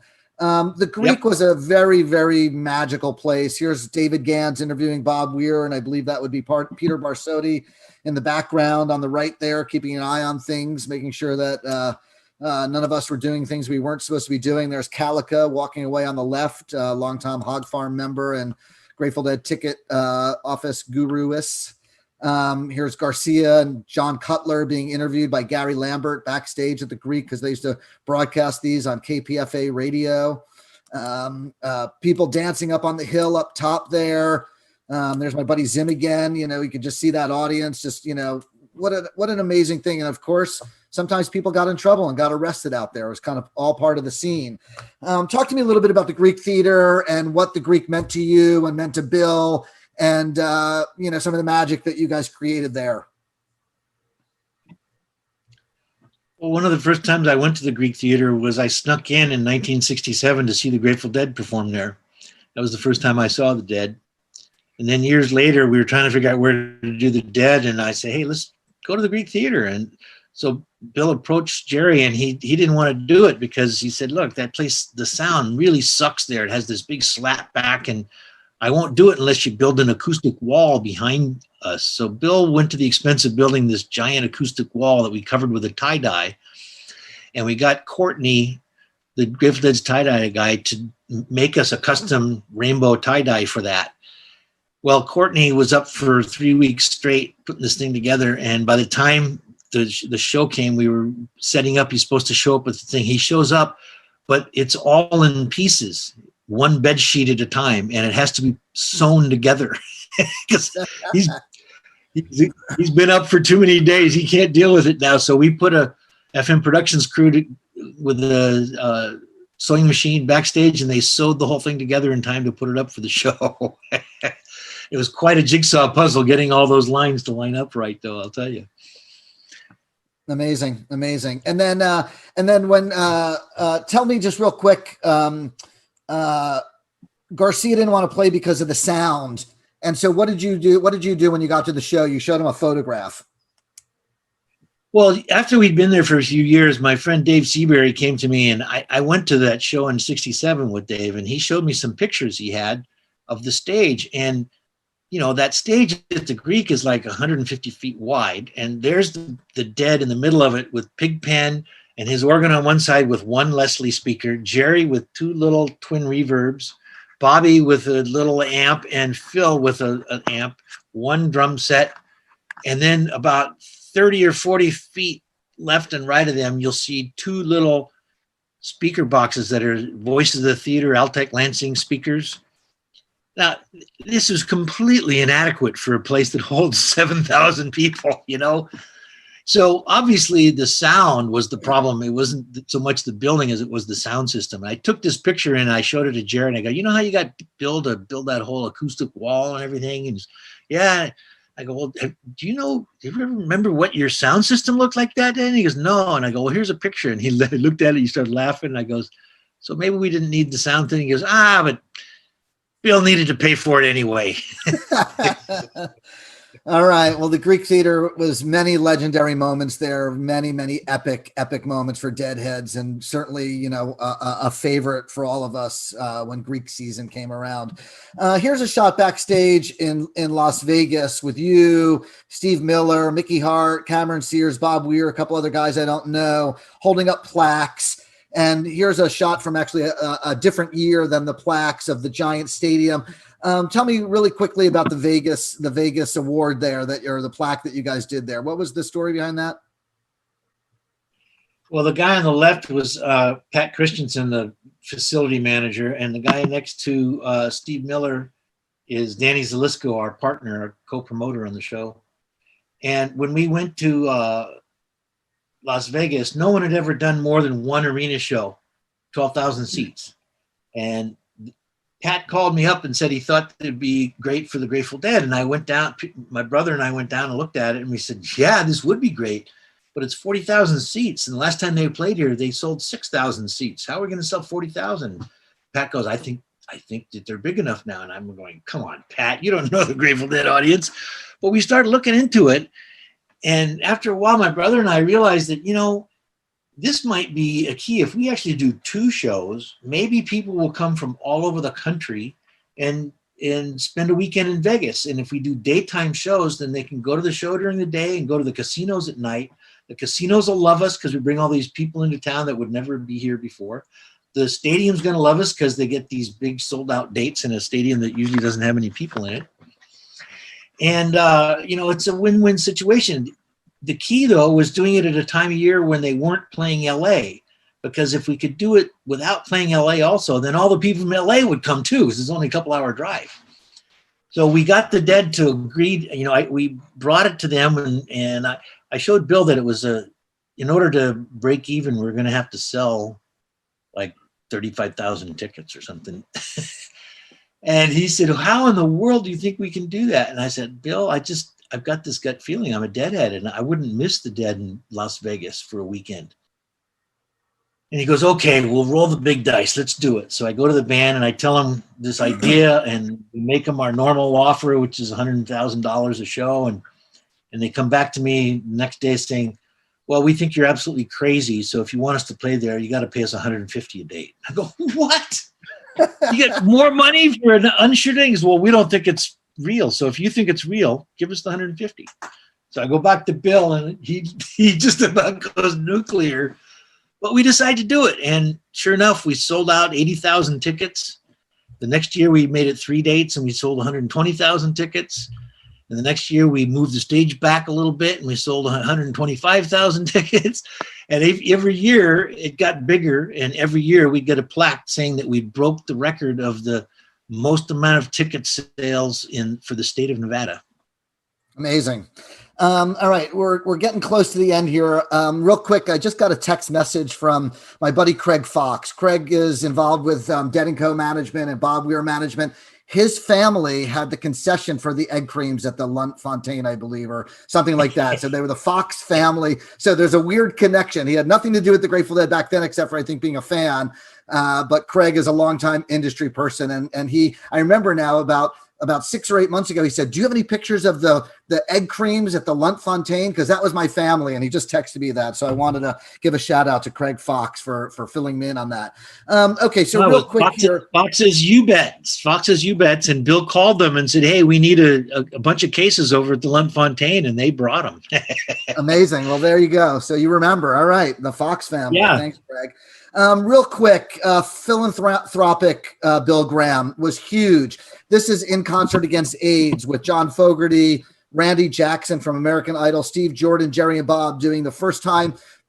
Fogerty would play a set of Creedence music since he was sued by Salzans decades before.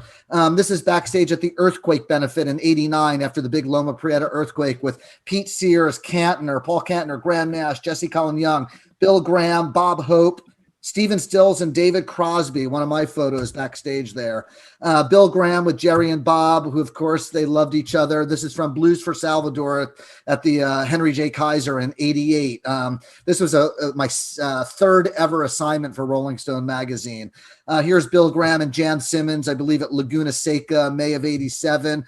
Bill always cruising around out in the parking lot where the campgrounds, wherever the Deadheads were, kind of keeping an eye on all the kids, making sure we were doing okay. Here's Bob and Bill backstage, looks like at a stadium show, I'm guessing.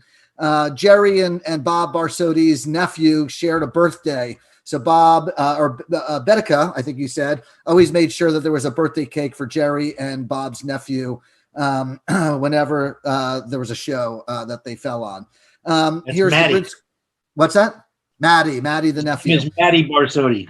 Yes. And then here is the marquee at the Bridge School benefit right after Bill was killed in the helicopter crash in 1991 with a message about that on the marquee.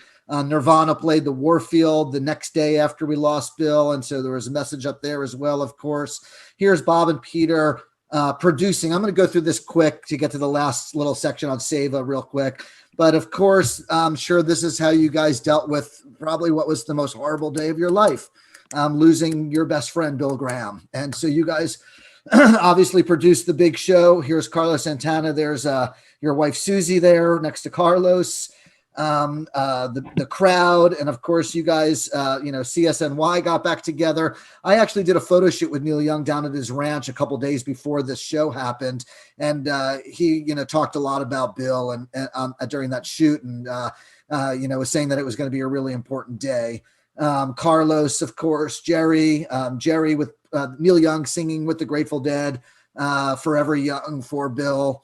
And then, of course, there was another big one in the polo fields a few years later when Jerry died.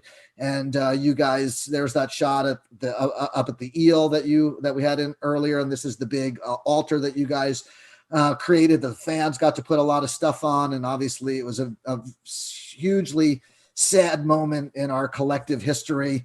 Bob and Susie backstage. This is one of my photographs at one of the Seva benefits at the Berkeley Community Theater, back where it all started for Bob.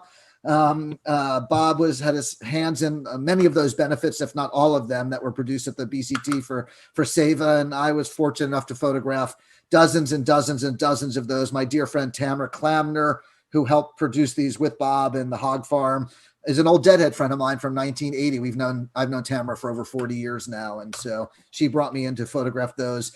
Here's Bob and Susie with Wavy and Danny Shear, another longtime BGP person. Talk to me really briefly as we wrap things up. These are the last photos. Just quickly about the SEVA Foundation, and talk to me about Danny, because I think that Danny is an important person in the BGP family.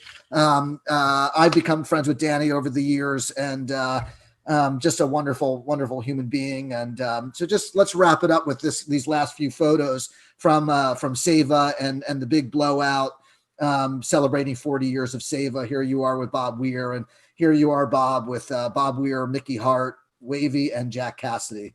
Talk to me a little bit about this, Danny, and these people. Well, way back when Wavy came to me and asked for some help producing some SEVA benefits. So we started doing the Berkeley Community Theater shows, and we were pretty successful there. We had a nice little package, and he'd book the shows, and then BGP would produce them and give all the money to SEVA. So as time went on and I was getting close to retirement, Tamara was around and she was always helping out in these shows. So I decided to hand off to Tamara and let her be the person who runs these shows. And I helped her for a little while, but after not too long, she was totally capable of doing it on her own. And she's taken the ball for the last 20 years. But, benefits were always an important part of our makeup at BGP. And I always, I got that from Bill. It was really important that we support our community. If we're successful, then we have to spread that wealth with everybody and pull everybody up with us. So that was the idea, and I'm still feel that way today. Yeah, I mean, going back to that shot that I showed earlier from the In Concert Against AIDS in 89, was that, I think? Again, that was the very first time that a major concert promoter approached the AIDS epidemic and offered his support to raise money for that.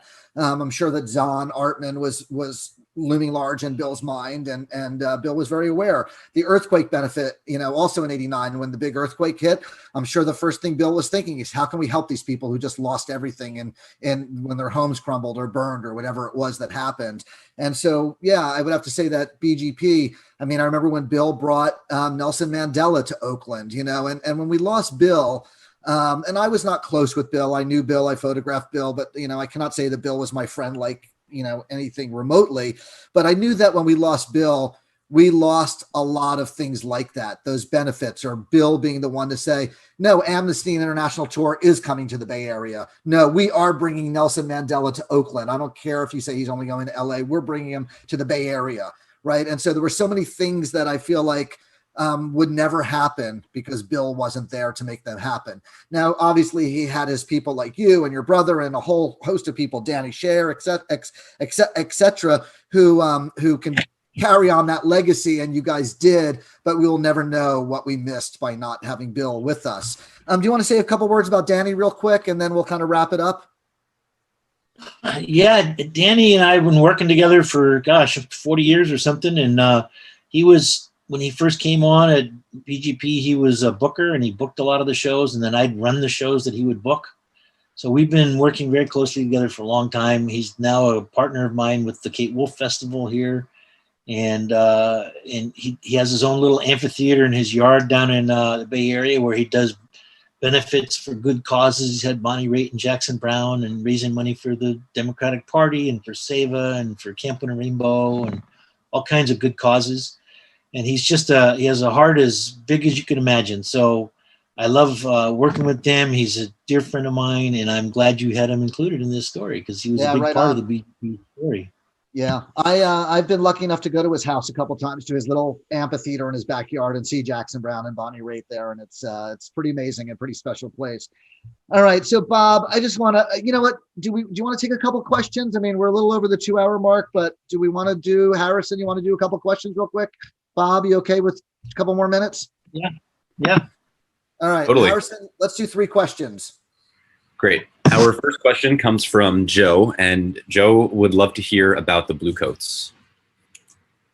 The Bluecoats were the most amazing security force in the known universe.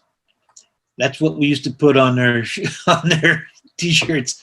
You know, Bill had a philosophy that security shouldn't be handled by the biggest guys.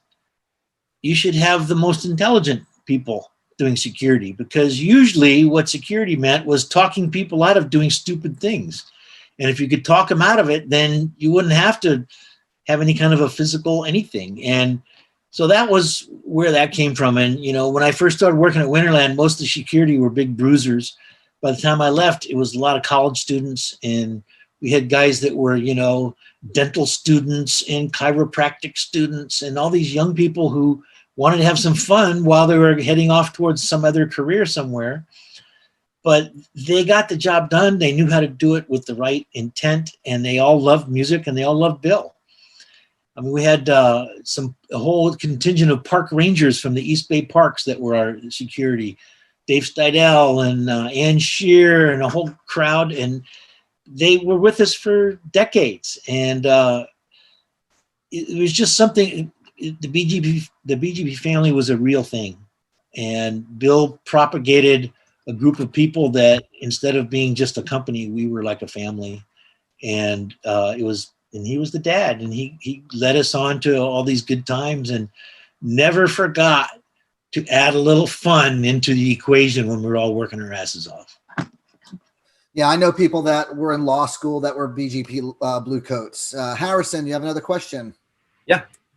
This one comes from a Jet fan, and this person would like to know, what do you think made Bill Graham such an effective boss? He listened.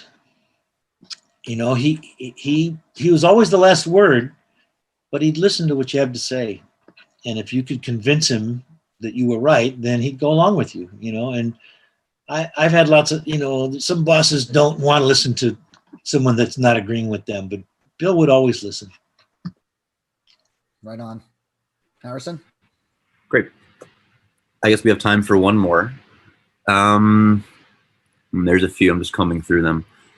So as a forefather of the modern concert experience, do you have any advice for those aspiring to or already working in the concert industry? You know, you got to follow your heart and follow the energy. The thing that I've followed, I pursued my whole life in this music business, was the energy that happens in a room when groups of people get together, like-minded souls, to hear the band that they want to hear. And there's nothing like that energy anywhere on earth.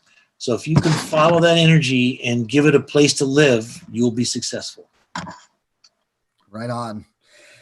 Well, that was an incredible story, Bob. I'm so thrilled that you joined us. And let's all remember that, you know, what Bob and Peter and Bill did for many decades were experiments in public assemblage, and they taught a lot of people how to do it. And that spirit lives on in a lot of people. I mean, Pete Shapiro, my dear friend, he tries to instill that vibe at his festivals and his venue, the Capitol Theater in Portchester. And I think that I think a lot of other promoters look up to you, Bob, and your brother and Bill as leaders and teachers and gurus in this industry, and have taken what you guys started and continue it on in the festival vibe world.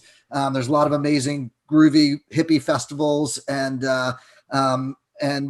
you know, non-groovy hippie festivals that still follow that ethos. So again, I want to thank all the people over at fans.live, Harrison, Will, Pete Shapiro again, the Bill Graham Foundation. Please, if you have the resources, go to billgrahamfoundation.org and feel free to contribute and help them out. Thanks, Bonnie Simmons at the Bill Graham Foundation. Bob is also on the board of directors, of course, at the Bill Graham. I want to thank Peter Barsotti. Peter's no longer with us, but I just want to give him a shout out. Peter did me right in a lot of different ways.